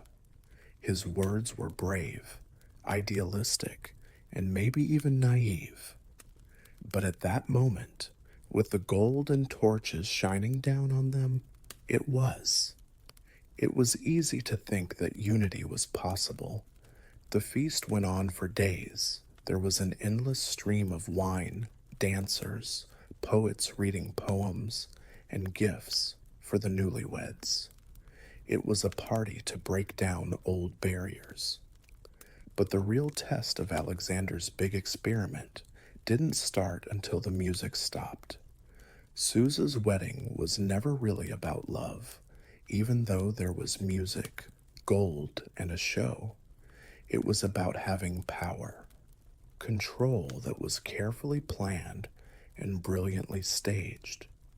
Alexander knew more than any other king before him that marriage could be a political weapon that worked better than swords. He wanted to make a new ruling class by marrying Macedonian officers to Persian noblewomen. He thought that this would make their loyalties go beyond their ethnic backgrounds. If these unions had kids, that would be even better. Their mixed heritage would be a sign of the empire Alexander wanted to build in the future. Not wholly Greek or wholly Persian, but a mix of the two that was loyal only to him. The strategy was great for propaganda. Alexander did not present himself as A. He married the daughters of the rulers he had defeated, not as a foreign conqueror, but as a real Persian king. He said that these ceremonies connected him to the Achaemenid dynasty and that the empire he now led was not broken, but reborn under his leadership. This made Persian nobles feel good and put them at ease. It was confusing and even scary for people from Macedonia. Their king was wearing Persian clothes, following Persian customs, and holding Persian ceremonies. Was this giving up on culture or joining it? The mass weddings also served as a way to keep people in line. Alexander's army had become more and more unruly after years of fighting. Many veterans felt ignored and underpaid, especially as Persians started to take on more important roles in government. Alexander's answer was to connect his offices emotionally and financially to the east. A man who had a Persian wife, family, and land would be much less likely to rebel, go back to Macedon, or fight against the king's changes. He would have something to lose. But there was anger beneath Alexander's big plan.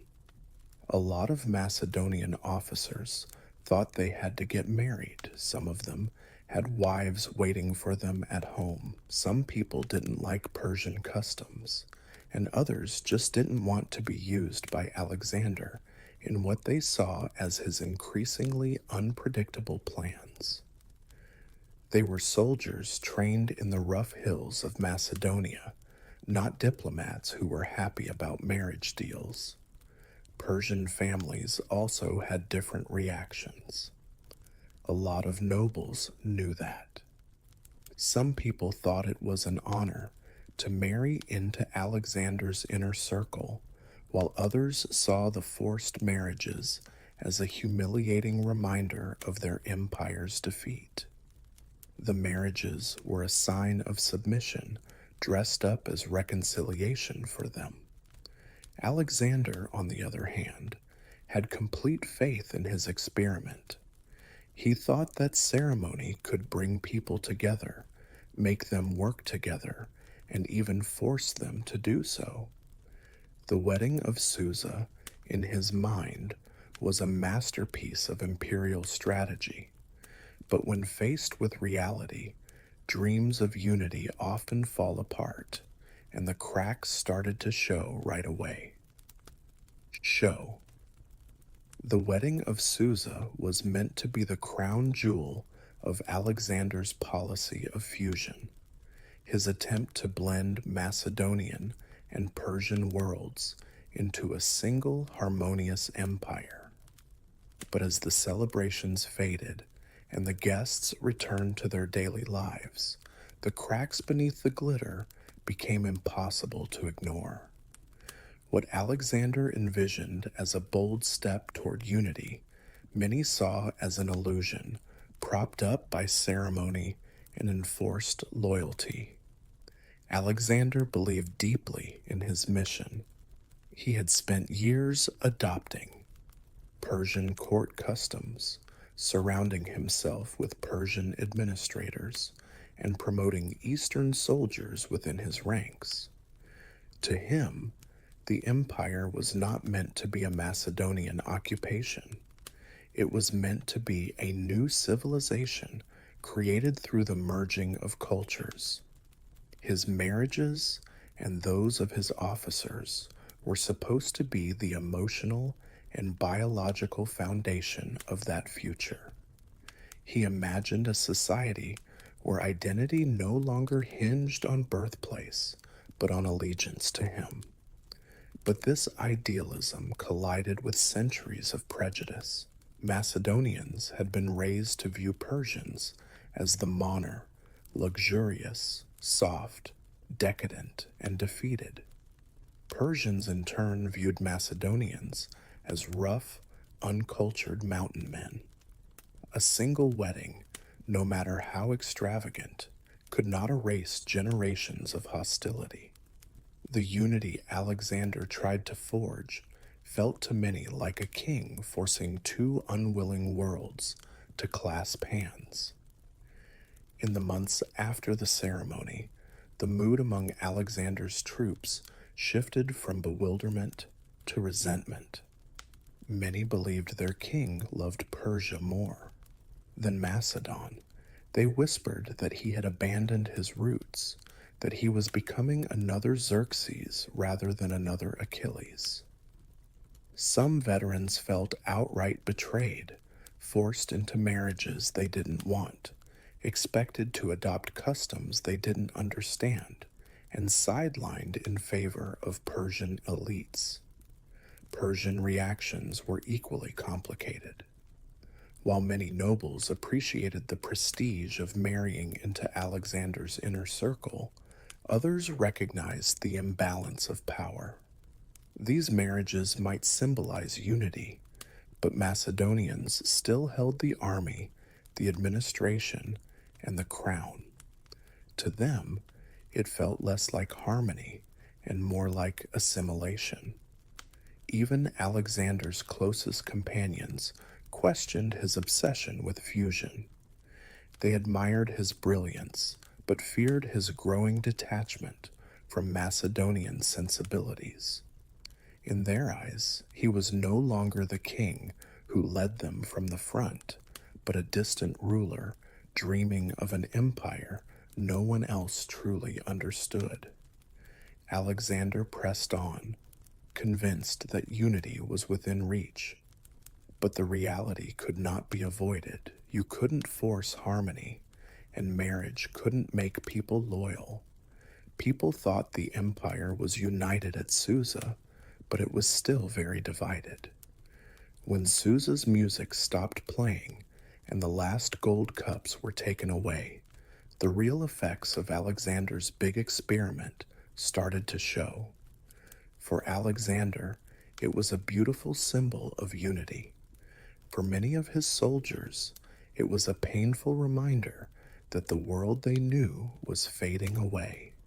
Macedonian officers who had been in battle beside him since the first campaigns in Greece, they now felt more and more cut off from the king they had once loved.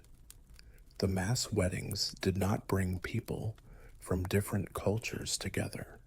They had shown how the gap between Alexander and his men was getting bigger. The regular soldiers quickly grew angry. These were tough veterans who had fought in many battles from Granicus to Gala. They had gone through hunger, heat, wounds, and long marches because they were loyal to Alexander and proud of their Macedonian identity. But now they see their king get dressed like a Persian, give Persians high-ranking jobs, and tell officers to follow Persian customs. The wedding at Susa seemed like the last step in their king's change from a local ruler to a foreign one. Some people said that Asia had taken Alexander not by force, but by culture. Officers also had a hard time. A lot of them had married Persian noblewomen they barely knew, and even though the dowries were big, the emotional cost was high. Some people were afraid that their current wives in Macedon would be left behind or replaced. Some people didn't like being used for political purposes. They loved Alexander, but they didn't want to join him in his dream of fusion. They had taken over Persia. They didn't want to be Persians. The anger reached a peak during the Opus Mutiny in 324 BCE. Just a few months after the weddings, Alexander said he would send home old Macedonian veterans and replace them with Persian soldiers. This made the troops very angry. They said he left them for people from other countries. They yelled that he was not their king anymore, but the king of the Persians. Not their king anymore, but the king of the Persians. For Alexander, who truly believed in his mission, the mutiny felt like a personal betrayal. He reacted with a lot of emotion, first with anger, then with peace. He cried in front of everyone, hugged his soldiers, and invited people from both Macedonia and Persia to join a symbolic group called the Brotherhood of Man. It was a lovely moment, but it was also a weak one. It was easy to see the truth. Alexander wanted his empire to be united more than it did. Susa's weddings had not healed old wounds. Wounds. They had made them bigger, showing an empire that stretched between the king's vision and the people's resistance. The hardest test was still to come. After Susa's wedding, Alexander worked harder than ever to make his dream of a unified empire come true. He thought that the children of the Susa marriages would grow up to be a new ruling class, one that was not based on Macedon or Persia, but on him alone. He thought he had built the base for a mixed society, a place where different cultures could live together. Loyalty crossed borders, and lines were blurred, but fate had a cruel way of making Alexander's big plans end in tragedy. The first unraveling happened quietly. A lot of the Macedonian officers didn't care about their new wives or were openly angry with them. Some people just didn't pay attention to them. Some people thought of their marriages as temporary commitments and went on living like they were single. Persian noble families that had hoped for real alliances started to notice the cold treatment. Bitterness grew instead of unity. Alexander's plan to change society was falling apart long before the empire itself did. But the real fall happened in a much more dramatic way. Alexander died in Babylon in 323 BCE, less than a year after the Susa ceremony. The empire was left without a leader, confused and shaking at the edges when he died at the age of 32. The vision he had said would last forever now depended on people who had never really believed in it. One of the first things Alexander's successors did was to take apart the Susa marriages in their entirety. The Macedonian generals quickly divorced their Persian wives once they were no longer under Alexander's idealistic control. Some people did it quietly, while others did it with open disdain. Like fog at dawn, all 80 unions disappeared. It was clear what the message was. Alexander's dream of fusion died with him. The Persian brides, most of whom were noble women from the best families, were thrown away. Some went back to their families feeling ashamed. Others were left behind in a political landscape that no longer needed them. Landscape that they no longer needed. Alexander's own Persian wives, Statira and Parisardis, had even worse fates. After his death, there was a brutal fight for power in which both were killed.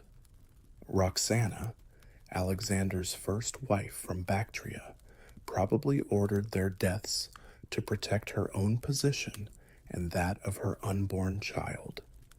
It was a brutal, bloody end to a ceremony that had once promised peace and harmony. The mass wedding that had once been a symbol of unity quickly became one of the most obvious examples of how weak Alexander's empire really was. His officers didn't want to work together, they wanted power. His generals wanted independence, not unity. His dream of a world where people of all races and religions could live together was broken as quickly as the marriages he set up. Susa, once a place of golden celebration, was now a monument to a vision that the ancient world just wasn't ready to accept.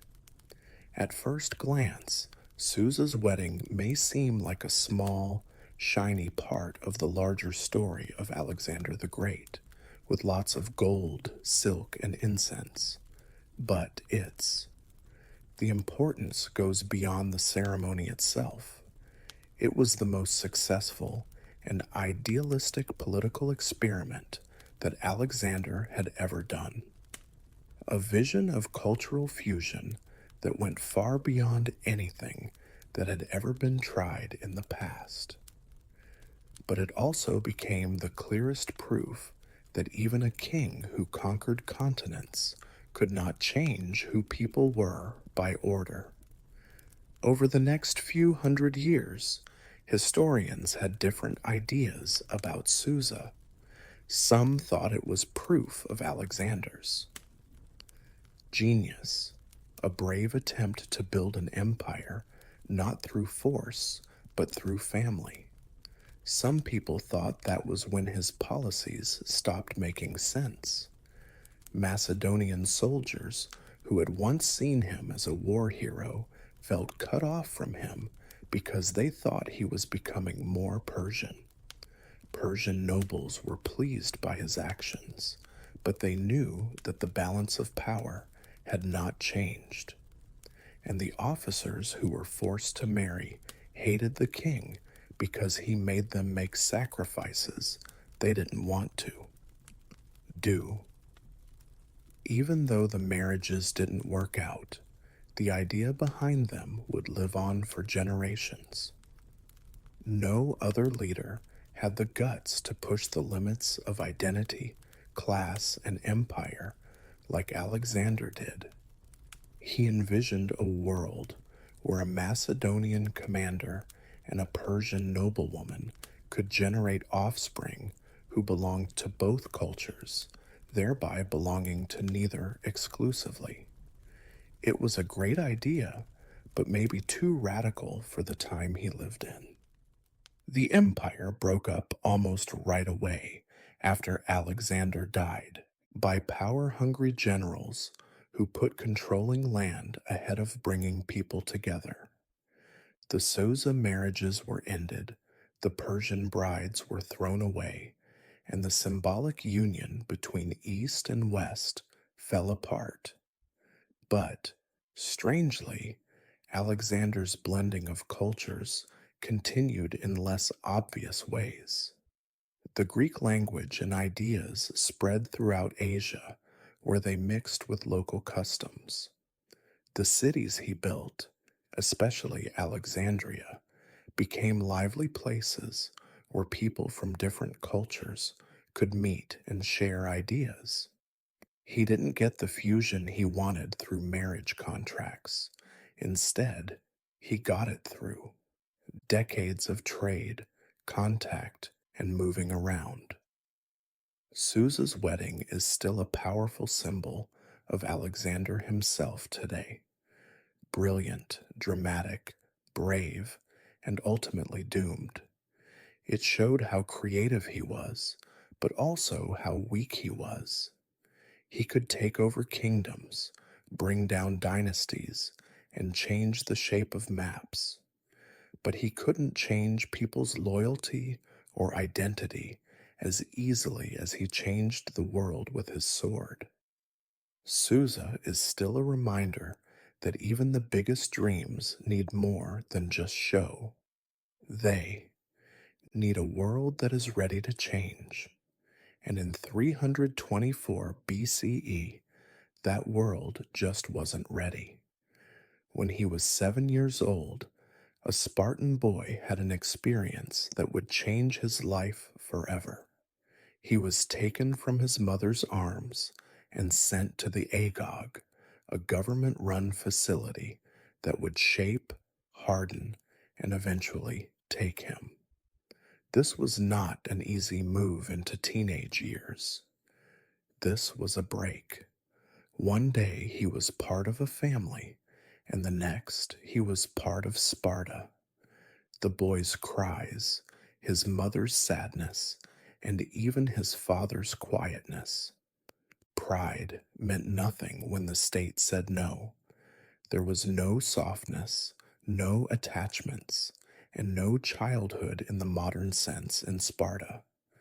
The boy was now being made into a tool. He moved into a barracks with other boys his age. People who didn't know each other would become brothers, not because they liked each other, but because they had been through the same hard times. The boys had to gather and tear up piles of reeds with their bare hands because there were no beds. They slept on these rough mats, and a lot of the time they shivered through the cold nights with only a thin cloak. The system didn't have a problem with discomfort. It was on purpose. Every part was made to teach how to keep going. A Spartan boy learned right away that he could no longer expect to be warm, comfortable, or loved by his parents. The food was meant to be scarce. The boys were given such small portions that they were always hungry. There was no negligence here. It was a plan. The Agog wanted boys who were smart enough to steal, quick enough to avoid punishment, and strong enough to live on. Little. There was no condemnation of theft. It was incompetence. If you got caught, the beating you got wasn't for stealing. It was for being caught. The emotional climate was just as bad. The Podonomoi teachers were very strict and cruel. They did not give comfort, support, or praise. They wanted to turn boys into men who could handle pain without flinching, embarrassment without anger, and pain without complaint. People made fun of crying. People admired those who smiled through pain. People judged a boy's worth by the fact that he didn't say anything. But something else came out of this crucible: being brothers. The boys depended on each other because they didn't have anyone else. Shared pain made loyalty stronger than blood. This was the Agoga's psychological center. Boys learned to love Sparta because they couldn't get to anything else. But behind this planned cruelty was a quiet preparation for something much worse. Taking the child was just the start. The real tests, the secret rites that people in the barracks talked about, were waiting for them in the shadows. Once a boy survived the initial shock of separation, the Agoge moved into its next phase, reshaping him, bone, and soul into a weapon. Childhood, as we understand it, simply did not exist here. Every day revolved around physical trials, emotional suppression, and psychological conditioning that blurred the line between education and ritualized brutality. The boys trained barefoot year-round, even in the freezing Spartan winters. Their feet hardened into calloused pads, capable of sprinting over rocks, thorns, and burning hot earth.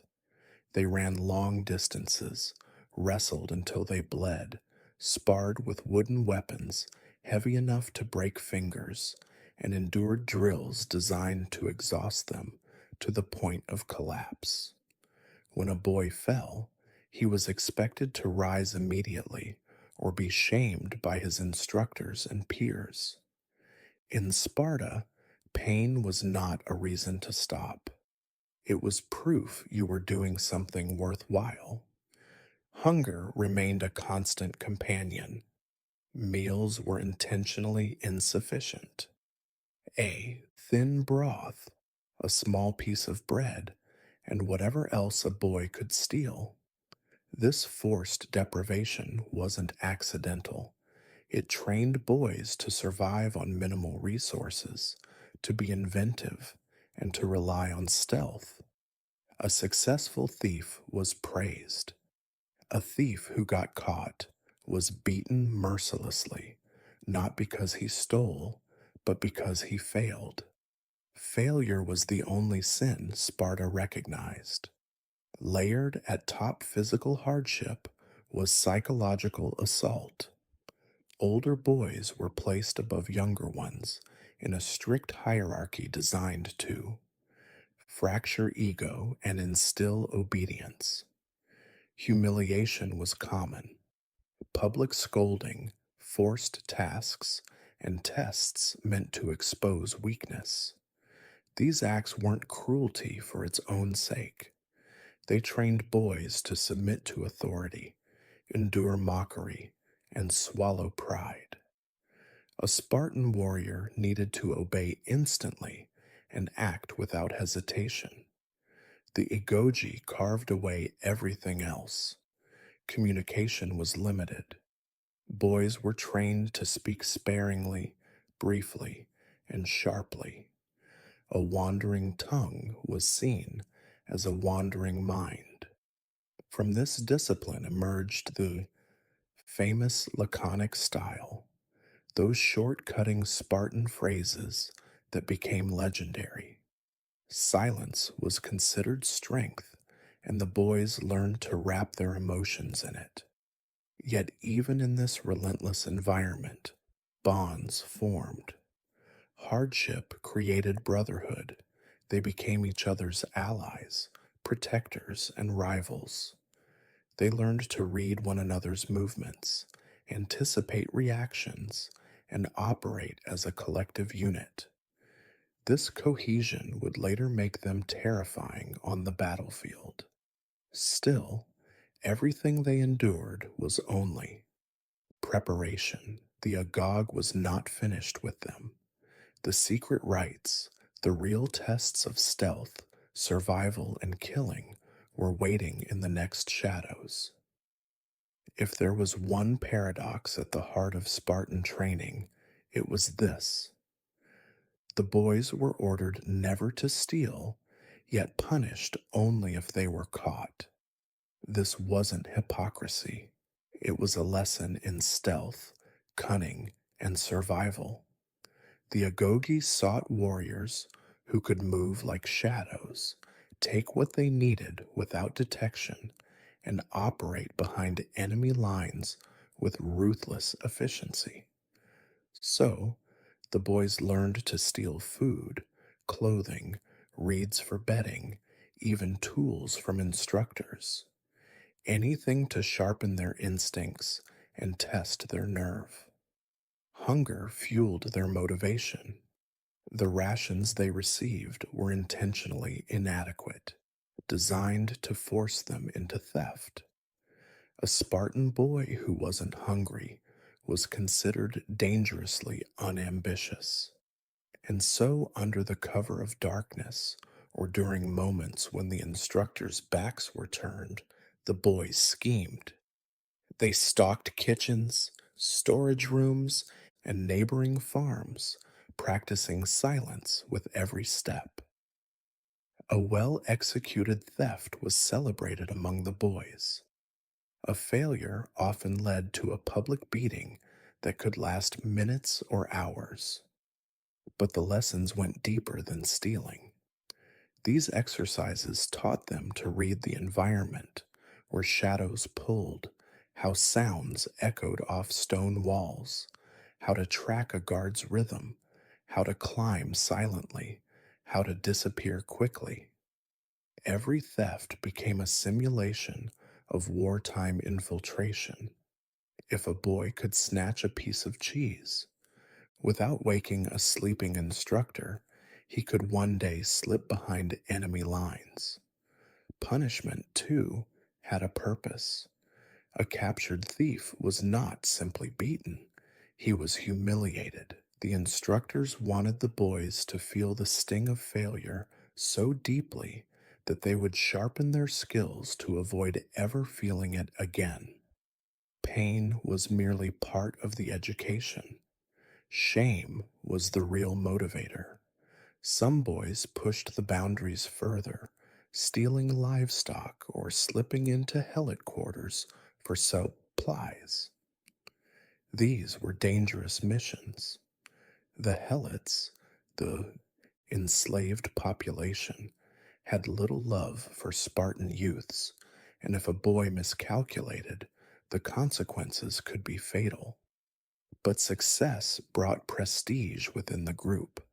A fearsome reputation began not on the battlefield, but in the silent corridors of Susa, the darkened fields, and the kitchens, where boys learned to make their footsteps vanish.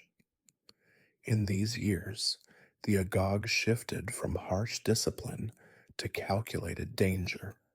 The boys were not just learning to survive hunger, they were learning to become hunters, silent, precise, and fearless. And soon, the stakes would rise even higher. Stealing food was one thing, learning to kill without sound was something entirely different. The Aogi's most feared training stage was not the beatings, the hunger, or the endless drills. It was isolation. At a certain age, Spartan youths were separated from their peers and thrust into periods of enforced solitude designed to strip them of dependence and reveal their true character. This was not meditation or quiet reflection, it was psychological pressure bordering on torment meant to harden them into lone operatives capable of surviving without support. A boy placed in isolation received no guidance, no schedule, and no companions. He had to find his own food, shelter, and warmth, relying entirely on the skills he had developed through stealth and theft. Nights became tests of endurance. Cold, hunger, and fear pressed in from all sides. Wolves and wild dogs roamed the outskirts of Sparta, and the Helot population, deeply resentful of Spartan dominance, could turn hostile if they encountered a lone youth. Isolation wasn't staged in a safe, controlled environment. It was survival in unpredictable terrain. This trial forced the boy to rely on instinct over instruction. Every rustle became a threat, every shadow a potential ambush. A Spartan youth learned not only how to move silently, but how to listen, really listen to the world around him. The wind carried warnings, footsteps revealed intent. Even the silence of the night taught him something: remain unnoticed or die. But isolation wasn't only about physical survival, it was a test of the mind. Boys who panicked revealed they were still children. Boys who grew reckless showed they lacked discipline. The ones who emerged stronger understood self reliance at a level few societies demanded of adults, let alone adolescents. These youths returned to their peers transformed, quieter, colder, more aware of their environment, and hardened in ways words could barely explain. The secrecy around isolation trials was deliberate. Spartan elders refused to document details and did not encourage boys to speak of them afterward. Each young person's experience was different, personal, and scary. They thought that a warrior who had fought alone in the world would never be afraid of an enemy army. But being alone was just the beginning of something worse. Being stealthy could save your life. Being quiet could help you stay hidden. But for a boy to really help Sparta, he had to learn a much scarier skill. He had to learn how to kill, but not on the battlefield. The first Gogsh taught boys how to deal with pain and being alone. The next phase taught them something much scarier: how to kill without thinking, without making a sound, and without feeling bad about it. Spartan warfare wasn't just about the phalanx. There was another tradition behind the shield wall. People talked about it more than they whispered about it. The boys learned how to work alone, follow enemies, and get rid of threats without making a sound. Killing was not just a skill for Sparta on the battlefield, it was a duty to the community. The teachers never said. Today you will learn to kill was not said outright. Instead, every exercise had lessons built in. The boys practiced walking quietly and learned how to shift their weight so that even dry twigs wouldn't break under their feet.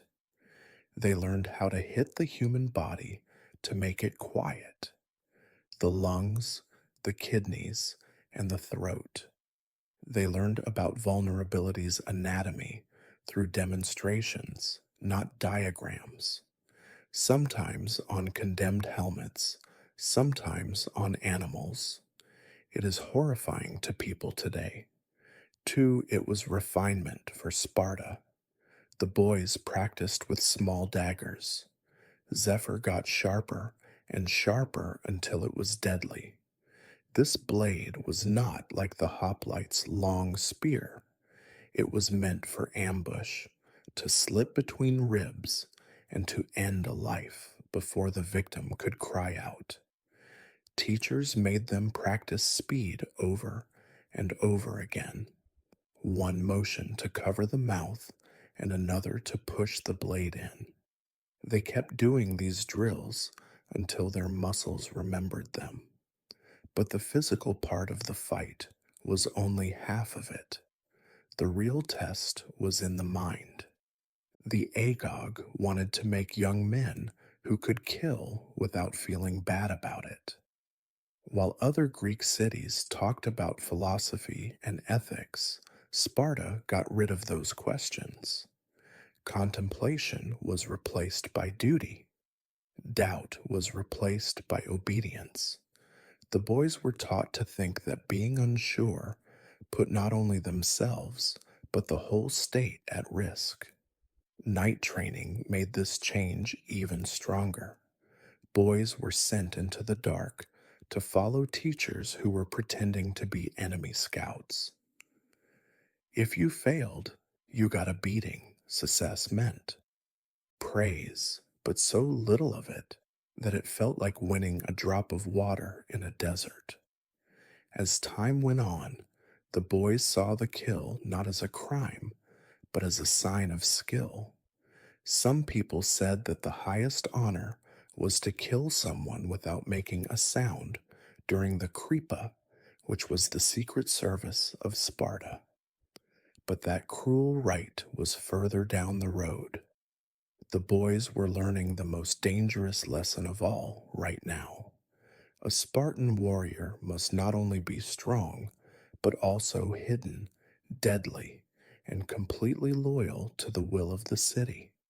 And soon, the Agoj would see if they could use these skills not just in drills, but also in real life situations where they could die.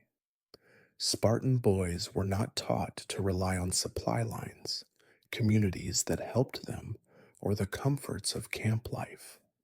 Spartans thought that a real warrior should be able to survive anywhere, no matter what, without asking for help or waiting for rescue. So, the Aogi sent their young people out into the woods alone or in small groups with nothing but a knife, a cloak, and their wits. Had. Survival was not seen as a task, it had to be done. The mountains around Sparta were rough, rocky, and full of threats. It could be very cold in the winter and very hot in the summer, and wild animals lived in the woods and ravines. A boy had to learn how to live in these conditions and how to do well even if he was starving, freezing, or being attacked. That was just how nature decided. Sparta did not grieve for the weak. The first skill taught was tracking. Boys learned how to read prints in mud and tell the difference, fresh from old trails, and silently follow their prey. They had to catch animals without using loud traps or big weapons. It became second nature to watch the land. Birds flying showed that people were moving. The wind's direction determined the best ways to get away. The way the clouds looked told us that it would rain. Another test was building a shelter. Spartan boys made low, hidden structures out of rocks, branches, and dirt. Structures made not to be comfortable, but to hide things. Smoke from a fire could give away their place.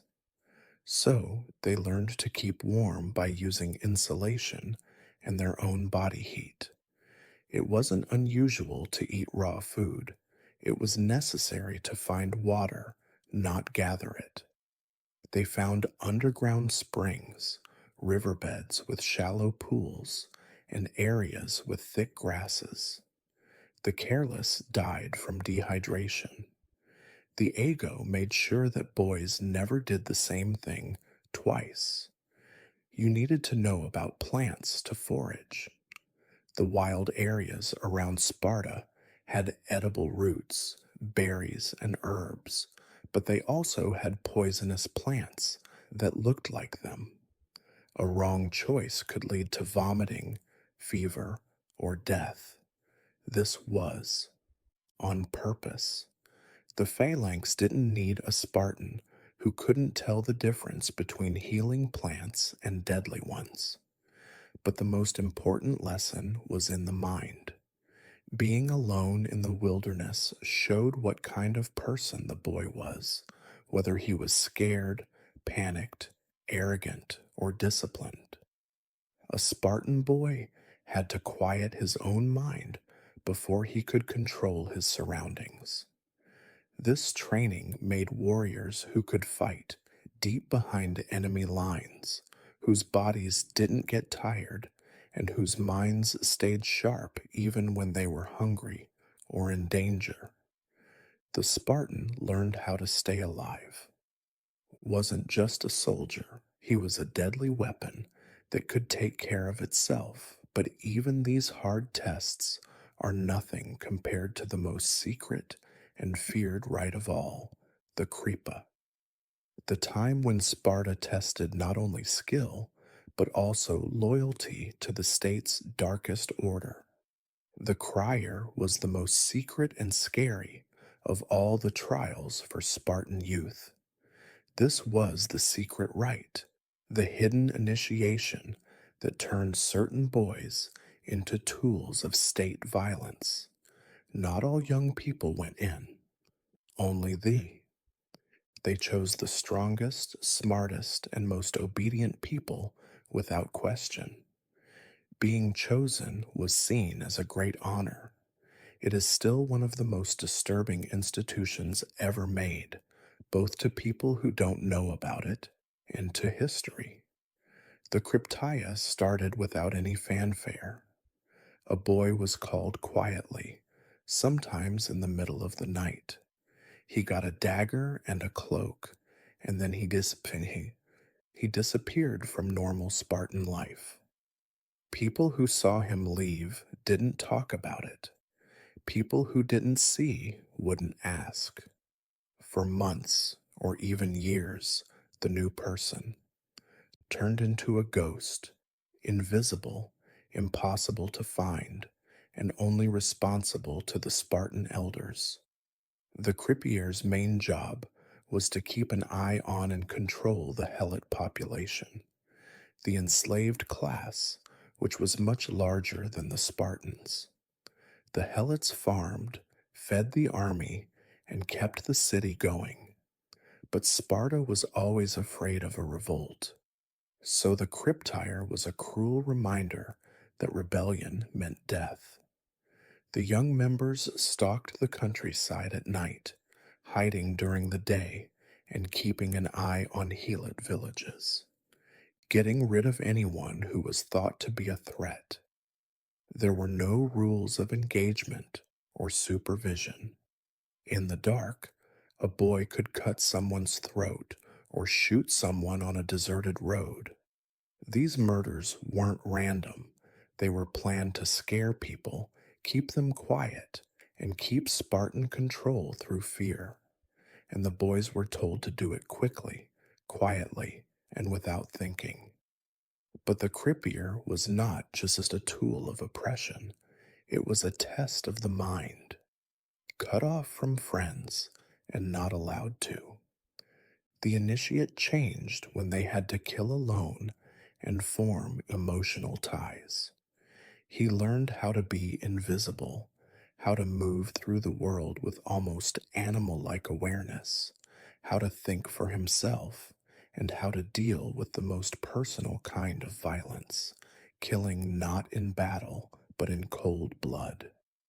The elders thought this made a warrior unbreakable, a Spartan who had killed alone in the dark, without the noise of battle or the safety of his friends, would never be afraid of any enemy again. The Crepire taught complete, total obedience and lack of mercy, but that kind of training left deep scars. Some boys came out stronger, while others came out weaker. Some of them never came back. And for those who lived, the trials were far from over. The Cryptire would force them to face something even more dangerous than the Helots themselves. The next tests were even more basic than the Crypt's tests of a Spartan youth's ability to be violent, his ability to beat fear itself. Spartan elders thought that a warrior was a problem for people who were afraid of the dark, the unknown, or death. They made a secret list of rites that were all about getting rid of fear from the mind. Rituals that made it hard to tell the difference between mental conditioning and spiritual suffering. The most well known of these was the rite to night and silence.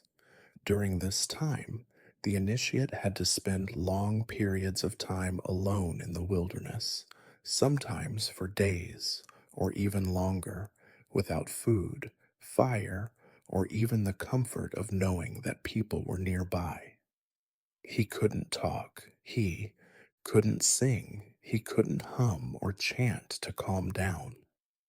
There was complete silence, not because of rules, but because of the heavy weight of being alone.